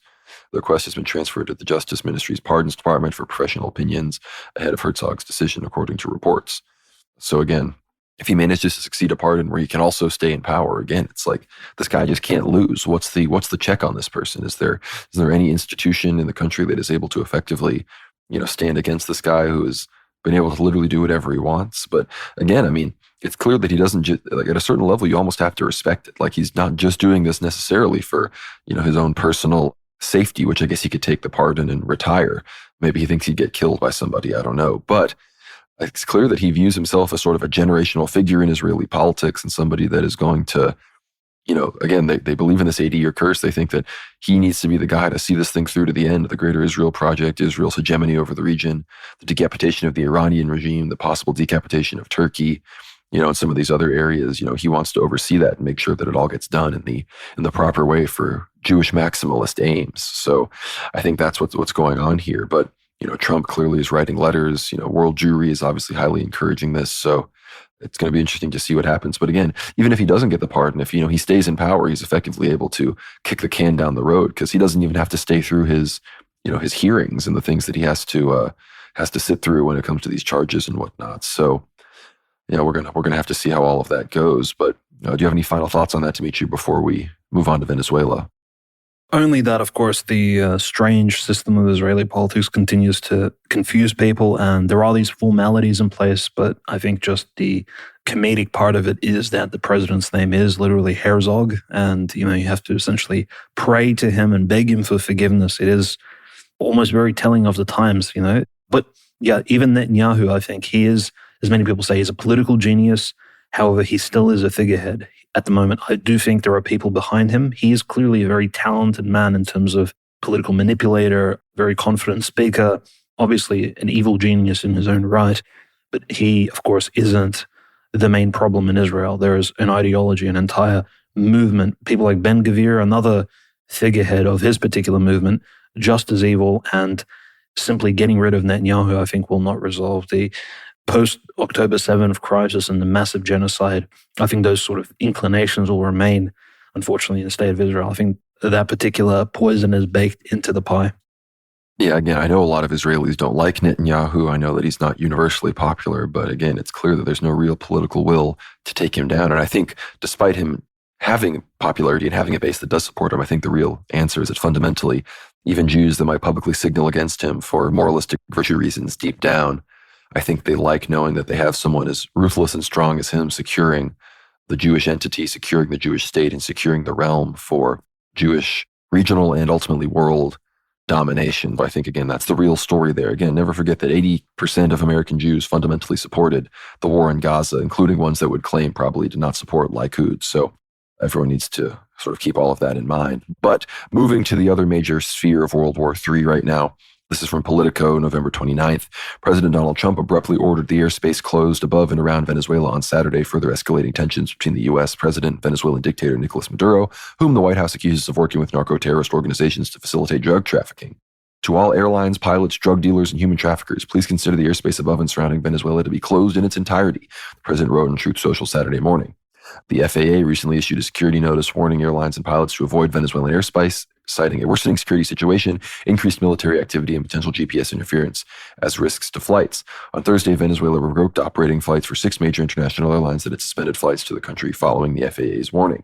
But Trump's move to close the airspace in its entirety goes further than the FAA's decision, signaling the U.S. now views Venezuelan skies as an active security threat, not just a risky transit zone. And of course, the implication here is that the U.S. might be launching strikes anytime now, and they don't want civilian aircraft to be anywhere in the region to, succumb to that.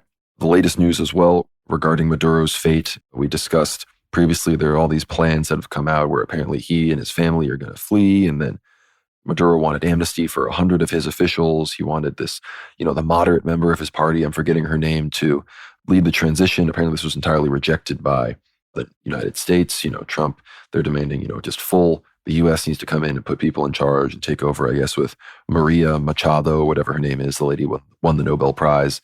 And now there's all these rumors that Maduro is going to be relocated to Qatar. Venezuela responded immediately saying this was nonsense, but now there's, more confirmation that he is considering it. I don't really know why Qatar would be chosen. I mean, I know they host Hamas, so I guess the U.S. just wants to corral all of the organizations that they don't approve of, but fundamentally can't, completely eliminate. They want to just send them all to Qatar next to the big CENTCOM base and just corral everybody there. But again, there was also the big drama over the strikes on the narco boats recently. This has been escalating. Apparently, the latest strike, there was a secondary strike that hit people in the water after the boat had been struck, explicitly killing the people.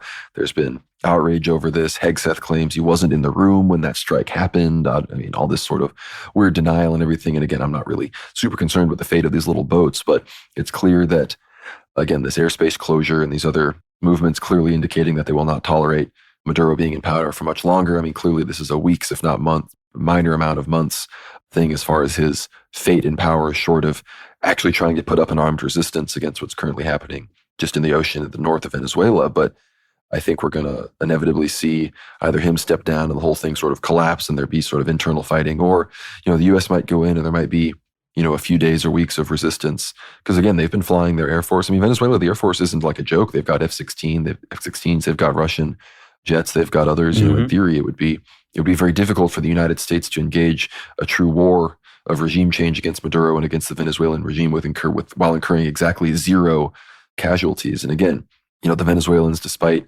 not having really an ideology or religion that they're fighting to, they could probably maintain and take a few more casualties than the U.S. Where one single U.S. casualty is a pretty big indictment of this, considering most people do not support these operations in a regime change war in Venezuela, even if, I myself, it's probably the one I'm the least against compared to Iran, Russia, all these other ones. But nonetheless, I still certainly don't support it because, we already saw the refugee crisis, 10 million of them already left.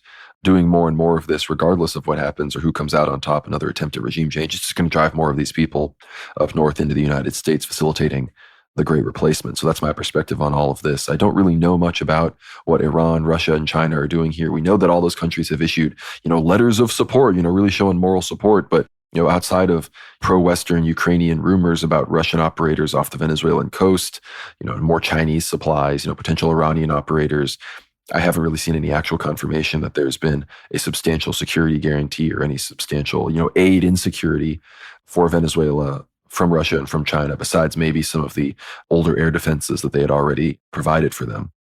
No, that's right, absolutely. And the surround currently taking place by sea is just very obvious. You do have like the USS Stockdale standing right there, just parked in front of Caracas, USS Gravely behind it, USS Winston Churchill, and then therefore further out towards Puerto Rico, between Caracas and Puerto Rico, you have the massive USS Gerald R. Ford, the huge aircraft carrier, I believe it's the strongest, most modern aircraft carrier in the US Navy at this point. And clearly there are, well, essentially nuclear bombers ready to take off. And as we saw during Operation Midnight Hammer, at any point, the US has no issues flying over any sort of ocean, right? Whether it's from literally midnight until the early morning. So really distance isn't a problem, right? Even so, US airports on even American soil, let alone, of course, the Puerto Rican airports set up there, will be used for, again, launching those F-35s, et cetera, against targets in Venezuela, if, of course, a strike will happen. So by sea, if you have a look at the situation in the South Caribbean, well and truly Caracas is surrounded. The capital of Venezuela is being held in like almost a colonial style siege, like back in the day when you had gunpowder and cannons, etc. It is well and truly on lockdown. Yep. And naturally, if there was a land invasion, an amphibian type invasion with commandos as well dropping from parachutes, etc., we just have to keep in mind, what are the drone forces in Venezuela like? We haven't heard many reports. We know Venezuela does have drones. That's going to be a huge concern, I think, both for the U.S. Air Force and for any sort of black ops operations as well, which the U.S. will no doubt undertake. Will we see a Gostomel type operation on the Simon Bolivar International Airport in Caracas, Venezuela? This is, of course, the largest airport in Venezuela. The reason why the U.S. would want to lock the airport down is to keep a lot of their potential targets, including Maduro, staff members within the country itself, not allowing them to flee, right? And, this sort of escape to Doha, Qatar, I think, Conrad, the hypothetical situation here is if Maduro does evade, will that mean that essentially his defense minister, the generals behind them, like those people within his regime will step down automatically? Not necessarily, because if you think about it, the next president, there's some president liberal, Miss Machado, Nobel Peace Prize when it comes into power. A lot of these Maduro, Chavez, Slovakia people behind this semi-socialist type regime, they will be audited. There will be criminal trials. There will be similar to what happened to the Pinochet regime, right? Where you had people literally going away for allegations and charges of war crimes for 1,000 years. So whenever these South American revolutions take place, there are huge, at least historically, there have been huge repercussions against those who stood behind the previous regime. So all those in power at the moment in Venezuela, and that's probably why they're not betraying Maduro, even for the $50 million bonus, because I'm sure there's a criminal mafia style. They're all tainted by blood. They've all, killed someone, or they've all somehow extracted wealth illegally, etc. I'm not saying that they're necessarily angels, right? They're not.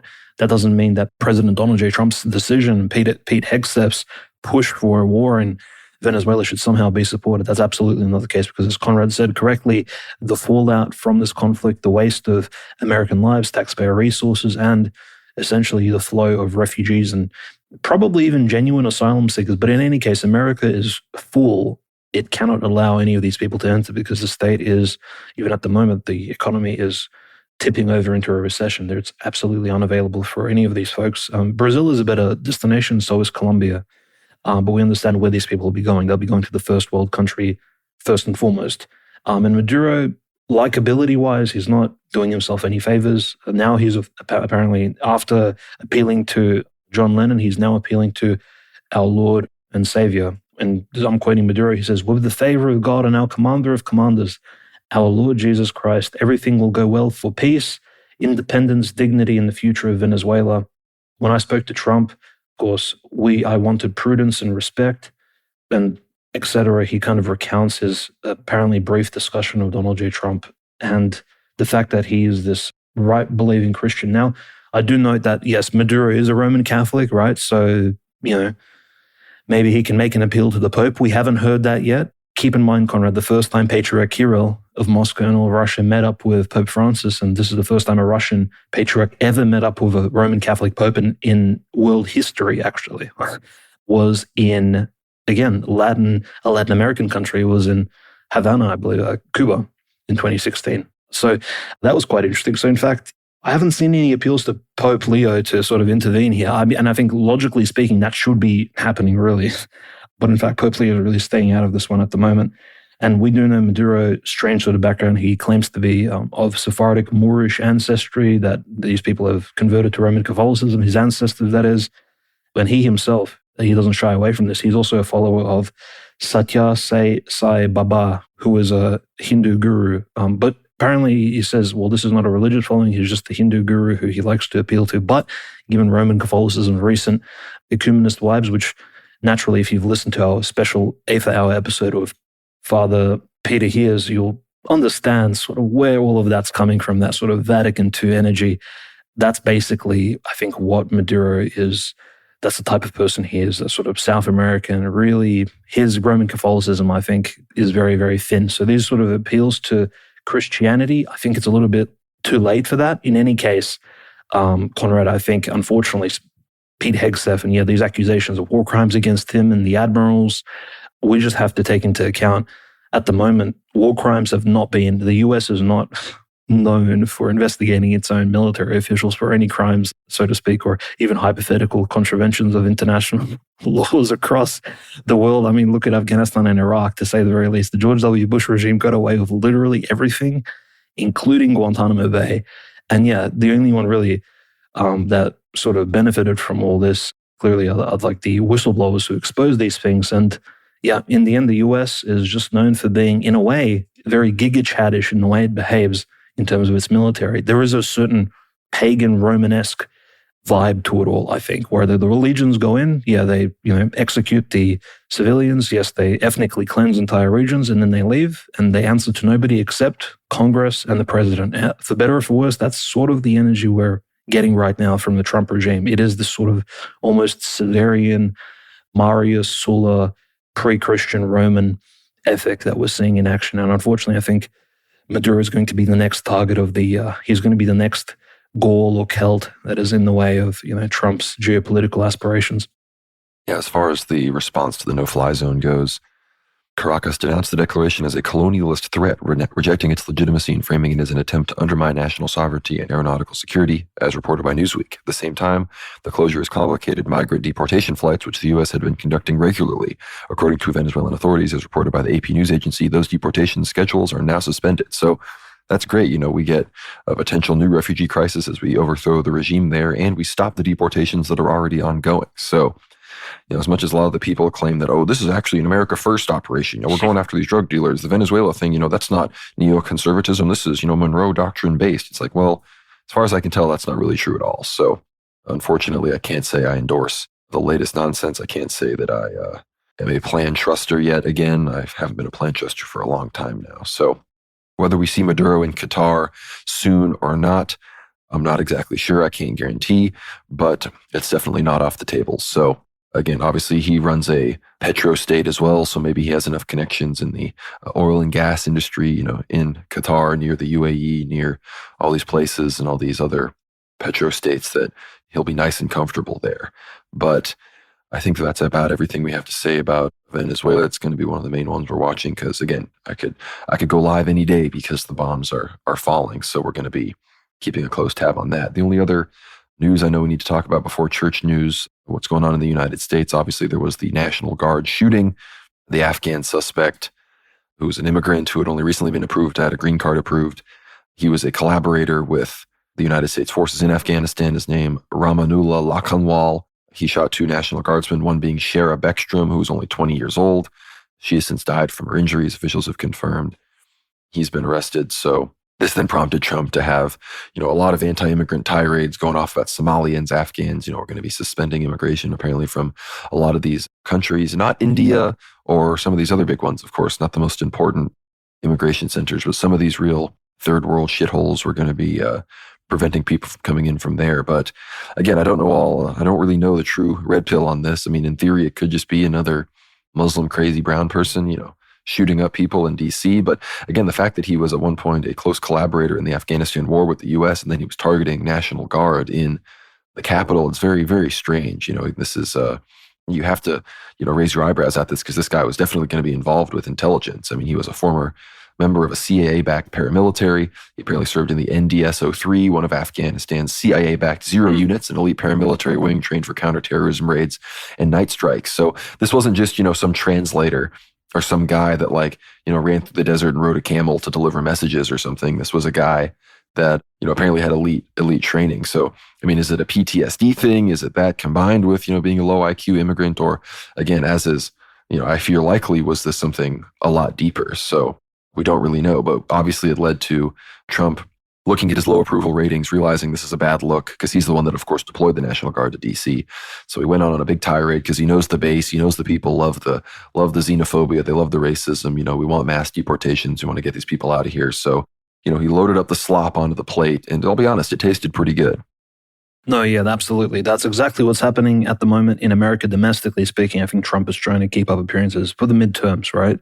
Essentially, America, the Trump Republican administration needs to retain power in order to, hypothetically, as you said, Conrad, to trust the plan and enact reforms that will benefit the American people in a conservative sense, right? I mean, that's what people voted for Trump for in the first place. And at the moment, right, this entire idea of, going against the Somalis, et cetera, these are all very attractive, these are very attractive things, generally speaking, like trying to clear these various cities of various migrants from especially Islamic communities. These are on paper beneficial, but behind the scenes, H-1B visas, a big monkey statue in Texas, et cetera, these are all things which are happening concurrently. And yeah, the entire anti-Islamic vibe, we all understand where that's coming from. And that's the same sort of perspective that, is promoting Pete Hegseth talking about Hezbollah being involved in the Caracas Maduro regime. It's just really pulling at strings. I'm not saying the Somali issue isn't real. It's just, I think, is being used for political purposes, right? These are, they're highlighting problems, but only select few problems. And yes, the solution will not be all-encompassing. There aren't enough people really being deported. And I just want to reframe this for anyone not familiar with Christian history, just in general. Deporting large numbers of, shall we say, people who are misbehaving or people who shouldn't be in a particular nation is, in fact, what Orthodox Christian empires have done in the past. Now, the United States is not an Orthodox Christian empire. However, necessarily Christians wouldn't be against the moving of large populations outside of the nation, their respective nations' borders, if the situation calls for it. So I think at the end of the day, anyone counter-signaling, and I say this specifically because many Roman Catholic prelates, lower clergy, cardinals, they're all counter-signaling Donald J. Trump, Conrad, on the basis of, well, this isn't, a Christian perspective. He should be promoting asylum seekers. The Pope himself has outspokenly sort of said this, and he's from Chicago. Which I can't even comment on why Pope Leo is essentially showing himself as this sort of anti-Trumpian figure at this point. It just benefits the Vatican City in no way at all. Looking into the future and essentially how Europe and United States are getting along, et cetera, this particular post-Cold War alliance doesn't benefit the Vatican, and yet Pope Leo still pushes this pro-migration message. In any case, as you said, the slop is very tasty, and yes, people will eat it up. And I think Donald J. Trump is an expert at giving his voter base, promoting the mandate that he has retained from his inauguration in January and sort of moving it across. And yeah, he is very slippery. It's hard for people because he's such a likable person, it is very hard for people to jump off the MAGA bus or the moving train, but it's going very, very quickly. And yes, even meeting up with head choppers, al-Jilani, al-Sharaa, even, of course, lighting a candle or doing a Talmudic ritual at Schneerson's grave. All of these weird and really despicable things, which would end another politician's career in the eyes of a Christian.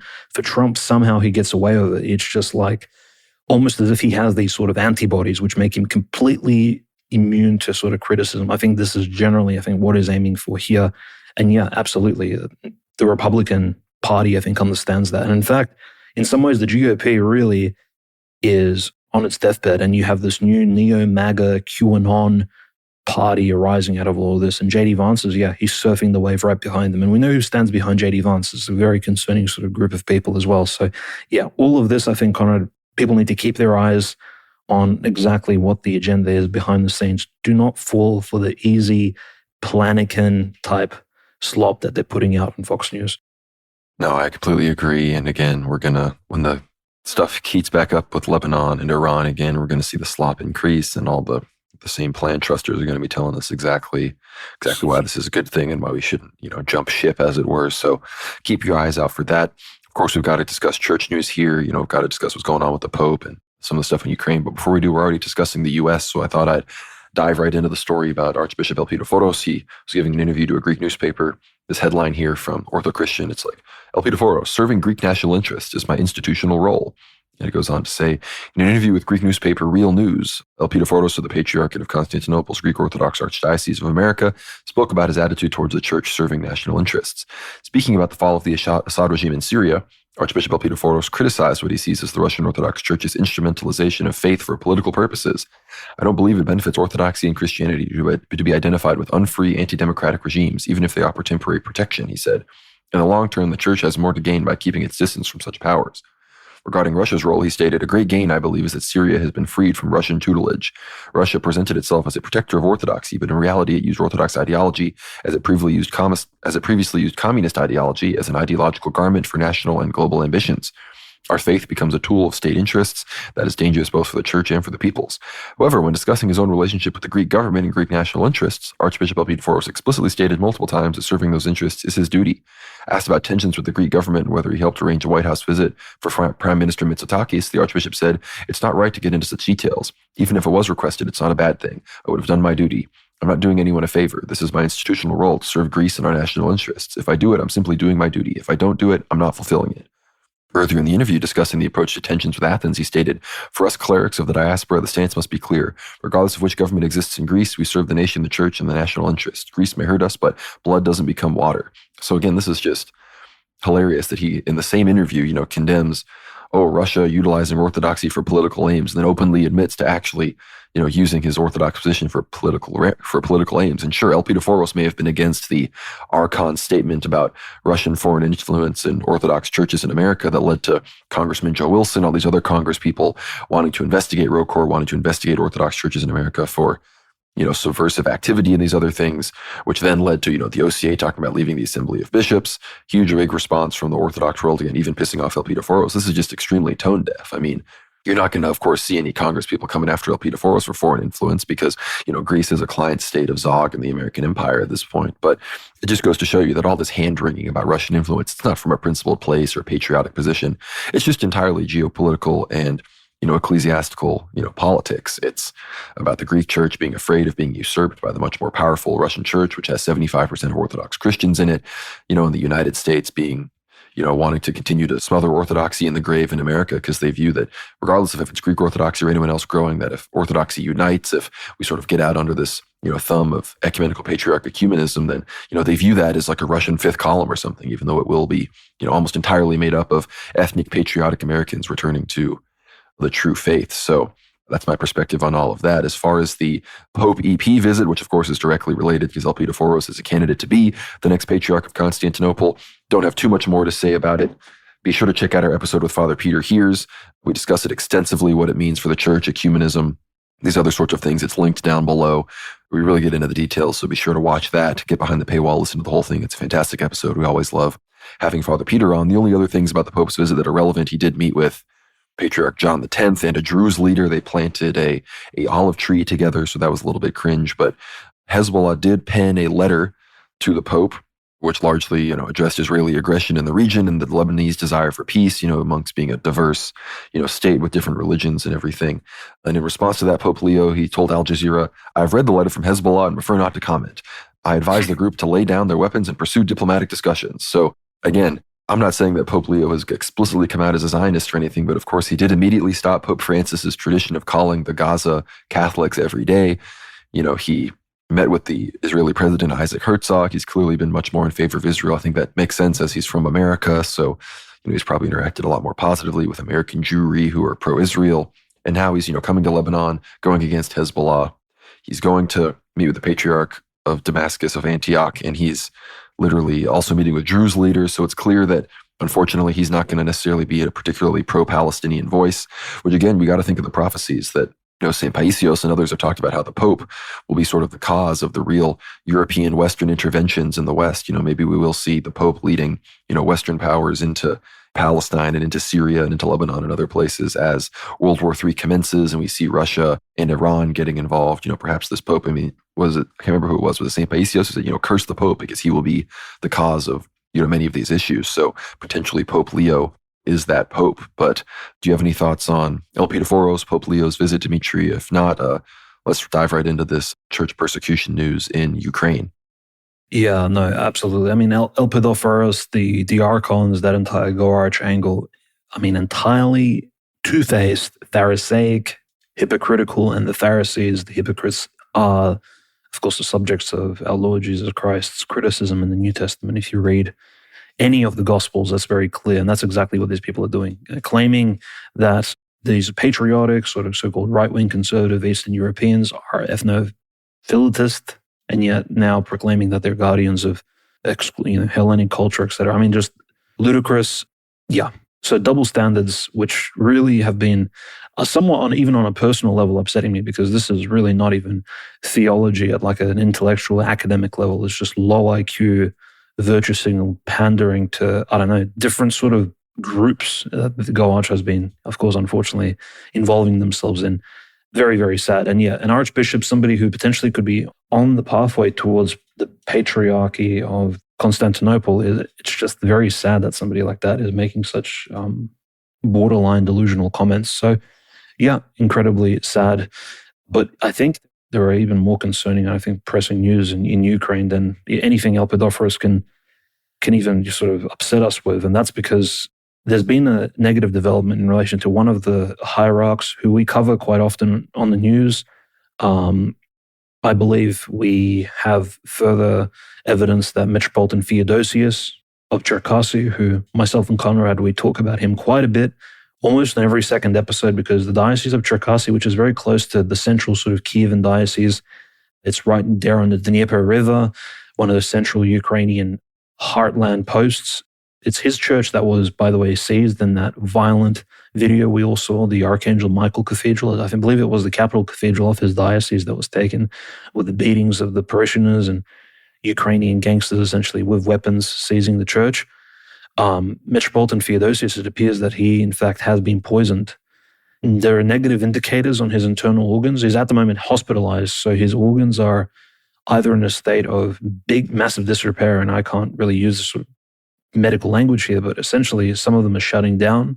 It appears that, and yeah, we have suspected that potentially there have been poisons used, either developed by the CIA or the SBU, but it appears that one has actually been utilized against Metropolitan Theodosius, who was, I would say, of all the hierarchs we recently covered that have been persecuted, he has been the most sort of high energy, upbeat, and I would say healthy in terms of he gave very powerful sermons. And even during the seizure of the Archangel Michael Cathedral, he was there. He was actually beaten himself, and he was a victim of assault in that particular case. And yet he shrugged that off and continued on his way, and now he's in hospital. So we need to keep Metropolitan Theodosius in our prayers. He's hospitalized at the moment in Ukraine. Of course, doctors are treating him. Parishioners, no doubt, are watching over him as well. It's just incredibly sad. And if he does repose, so to speak, before his time, and it is the will of God, he will be one of the first new martyrs of this Ukrainian conflict. So we need to keep that in mind as well. We're witnessing essentially a new wave of martyrdom taking place in Eastern Europe, just like in the past century. So we need to keep Metropolitan Theodosius definitely in our thoughts and prayers. And Metropolitan Paul, another Metropolitan who we really haven't heard of too much. He was, of course, the leader of the Kiev-Pechersk Lavra caves. He came out with a sermon recently. He is on house arrest, technically. So he lives next to his church in Kiev, where he serves, and he has the ankle bracelet and everything. But every time he attends church, he typically tries to steer away from political commentary. But I think even for him, it's reached sort of a boiling point, right? And he is, of course, obviously under a criminal investigation, etc. And in a recent sermon, he essentially calls the Ukrainian regime, again, servants of the devil. He says, the venerable ones suffer abuse from the so-called Orthodox. He refers to, again, the Ukrainian bureaucrats and state members. who have nothing in common with the church, but only political ambitions, passions, and vices. They want to show how loyal they are to their earthly homeland. As for the church, I won't even speak of it because there is nothing sacred there. I think he's referring to the fact that the Kiev-Pechersky Lavra caves have been completely occupied and essentially desecrated. Very sad. And one of those desecrations, actually, and this is, I don't know if he's referencing this case, perhaps not, because this is a very controversial issue in Ukraine. But in the Kiev-Pechersky Lavra, in one of the halls there belonging to the monastery complex, and it's the biggest monastery complex in all of Ukraine, technically speaking, and you can say one of the largest in all of Eastern Europe. The Ukrainian government have opened up a new bust. They've sort of enthroned a new bust to a traitor of the faith, right? This is a man named Ivan Mazepa. He's a Getman. He was a leader of the Ukrainian, Zaporozhye host Cossack army during the early 1700s. Now, why is this guy a traitor if this is just some sort of general from history from around 300 years ago? Well, Ivan Mazepa is, the Ukrainians consider him like the forefather of the Ukrainian nation. Like he's like the progenitor. He's the first Ukrainian, right, in the 1700s. Mazepa himself was a very interesting, very Enlightenment sort of weird Renaissance type figure. He could speak multiple languages, very, very educated, despite looking like just your casual Ukrainian Cossack. He was incredibly talented and a good friend, in fact, a personal friend of Peter the Great, the Russian Tsar and Emperor. Now, the issue with him was that he himself, being a leader of Ukrainian Cossacks, swore allegiance to defend orthodoxy and protect the Russian Empire, the Russian Tsardom, from essentially Roman Catholic and other invaders, who, of course, would always come from the West, that is, Poles, Protestant Swedes, all kinds of invaders. And he actually kissed the Holy Cross. He had this essentially allegiance swearing ceremony where he kissed the cross and he kissed the Holy Gospel, and he swore to protect Russia and its interests to the east of the Dnieper River. And then he outright betrayed those interests, and he actually allied himself with King Charles XII of Sweden. And during, of course, the Battle of Poltava in 1709, Mazepa actually came out in support of Charles and essentially defected. So this is like an outright historical traitor to orthodoxy. He wanted to, I don't know what his plans were, but he almost fell away from orthodoxy, he apostatized. And his bust was put up as a symbol of, I guess he was even anathematized by the Orthodox Church at the time. They openly excommunicated him and essentially cursed him for turning against the Orthodox Church and the Orthodox Christian Emperor, Peter the Great. So a very controversial figure. And they, again, desecrate the monastery by putting up his statue there today. It's a real symbolism to, I guess, this 300-year-old Judas. Quite disturbing. The other really, I think, sad story, there's a lot of different tales today from Ukraine, is this one's from Metropolitan Arseny of Svyatogorsk Monastery. And he, in fact, had his trial on the 1st of December, so this Monday. The outcome of that trial has not been published yet. We are not sure what happened, but the trial actually was supposed to take place on the 28th of November, and it was adjourned. Why was it adjourned? Because Metropolitan Arseny, who, again, we always thought he looked like he was in good health. He's a fairly young bishop. He, again, collapsed in the courtroom. They brought over paramedics. They had to take him away. So the hearing did take place this week. We just need to pray that the outcome was favorable to this pious Orthodox Christian, right-believing bishop who really committed no crimes against the Ukrainian state. If anything, he's been the most unbiased, neutral bishop in this entire conflict. And he has good reasons to be anti-Ukrainian, especially after what's taking place now. And yet, at the moment, they're taking the sick bishop who potentially is poisoned himself. We can't really leave that out, to court. And they have medical staff standing behind to ensure that he stays alive almost throughout the entire criminal hearing, which is quite disturbing. On top of all of this, we hear more really dire news. This really shows the desperation, I think, Conrad, of the terrorist Zelensky regime coming out from the Odessa diocese, the Odessa Oblast, really obviously economically key for Ukraine. But in terms of Christianity, Odessa has been very loyal, I would say, to Zelensky's regime. The leader of Odessa is of course, the longest reigning Russian/Ukrainian, you can say Eastern European bishop. He has actually, this year is the 50th year of his consecration as a bishop. Metropolitan Agafangel of Odessa, He's been a bishop since the age of 37. He's 87 now. So he's the oldest bishop of the larger, if we can call it, Russian Orthodox Church. And he's always been very sort of pro, I would say he's much more, so shall we say, left-wing than Metropolitan Onufri is. And his diocese has never really taken a pro-Russian stance at all. In fact, one of his right-hand men, this guy's called the most famous deacon in Ukraine. He likes to put on just like a hoodie and film clips and post them on Ukrainian TikTok, where this is, of course, I'm referring to Archdeacon Andrei Palchuk. We've mentioned him a few times before, but we try to ignore his weird rants on camera because he typically just repeats himself. But recently he posted quite a desperate video where Andrei Palchuk he's looking very worried in his car, again, filming, just wearing a hoodie. This is an Orthodox Christian deacon, by the way, in a car driving, and he's just sweating and he looks super concerned. And he says, the Ukrainian government, they're trying to seize one of our churches as well. They're trying to seize the Church of Our Lady of the Sign. So this is a church dedicated to the Holy Theotokos, the Mother of God icon, Our Lady of the Sign, in Odessa. So even the most loyal pro-Ukrainian diocese is experiencing persecution to the point where this archdeacon is coming out saying, we need to do something about it. So that's actually still in the works.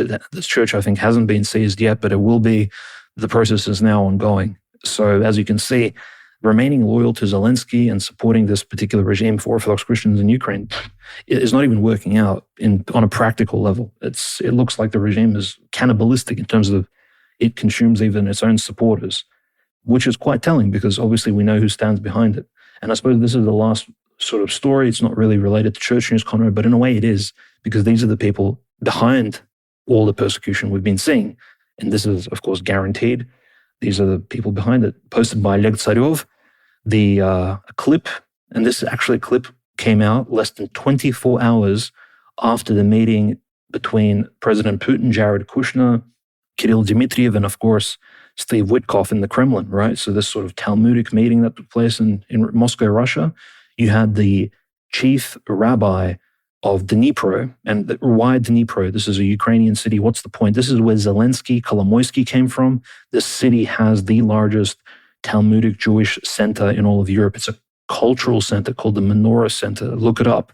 It has the Rose Synagogue attached to that. Most likely, both the center and the synagogue have extensive tunnels and basements below them. I won't really go into details here, but that's the speculation. And the chief rabbi of Dnipro, Shmuel Kamenetsky, what has he got to say? Well, he gave a very interesting statement at the same time as the Witkoff, Jared Kushner meeting with Putin happened. He said, the war is going to end before this 15th of January, 2026. And he says, I am absolutely certain. He's like, I am not saying this as a prophet or a rabbi. I'm saying this because important people have already made this decision. And we are going to have a big lechaim, like a big, celebration of life very soon. He says, investors, tourists are going to come to Dnipro, to Ukraine. We're going to rebuild. He says, that's it. The decision has been made.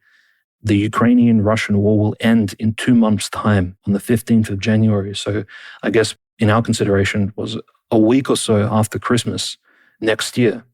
Very interesting. This is a chief rabbi, one of the most leading rabbis of Ukraine, openly saying this, proclaiming that absolutely, based on Kushner and Witkoff's meeting with Putin, it's been decided upon. Now, we can sort of speculate whether or not the rabbi is stretching his prognosis a little bit far. We don't know what these Kabbalistic readings, these occult readings are showing, but in any case, Conrad, it is very interesting because these are the people who initially, I would say, enacted the conflict, pushed it forward in the first place. Poroshenko is their guy.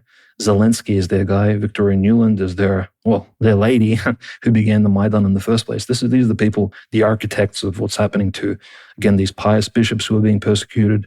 Unfortunately, and I don't mean to say they're the only culprits in this, but they're certainly some of the key actors. And this rabbi's comments, as much as we'd all love peace, it seems like he's very happy. It's almost like, things are going according to plan. And yes, the Goyim have suffered for 3 years or so. And to what end? Yeah, for a big Lechaim celebration and a massive investment of, I suppose, international Talmudic capital. Yeah, very concerning. No, that's exactly right. I mean, we see Jewish American businessmen, very wealthy people at the latest, what's this one called? The latest World Jewry meeting. They've got 1 million of these things. What is it called again? Yeah, this is Michael Eisenberg talking. I'm forgetting what this conference is. I've seen all the clips, but it's another, United Conference for Israel, World Jewish Congress type meeting. And, they're openly saying that it's time for Jews to move to Israel because the United States is a declining empire. We also heard similar businessmen, very wealthy Jewish billionaires, claiming we need to do to anti-Semites here in the West what we did to them over there. So I guess that means carpet bomb civilians and kill children and rape people. So that's encouraging to know what our overlords are really interested in doing. But I think that's a good place to end it. Unfortunately, the reality of world Jewry and their control on all these things and their relevance in all of these conflicts, that's sort of one of the central themes of World War Now. So thank you everyone for listening to the end of this episode. I want to encourage everyone to get behind the paywall at worldwarnow.co. Be sure to listen to our latest episode with Father Peter discussing the ecumenism with the Pope, between the Pope and Patriarch Bartholomew. We really get into it. We get into ecumenism. We answer all sorts of questions.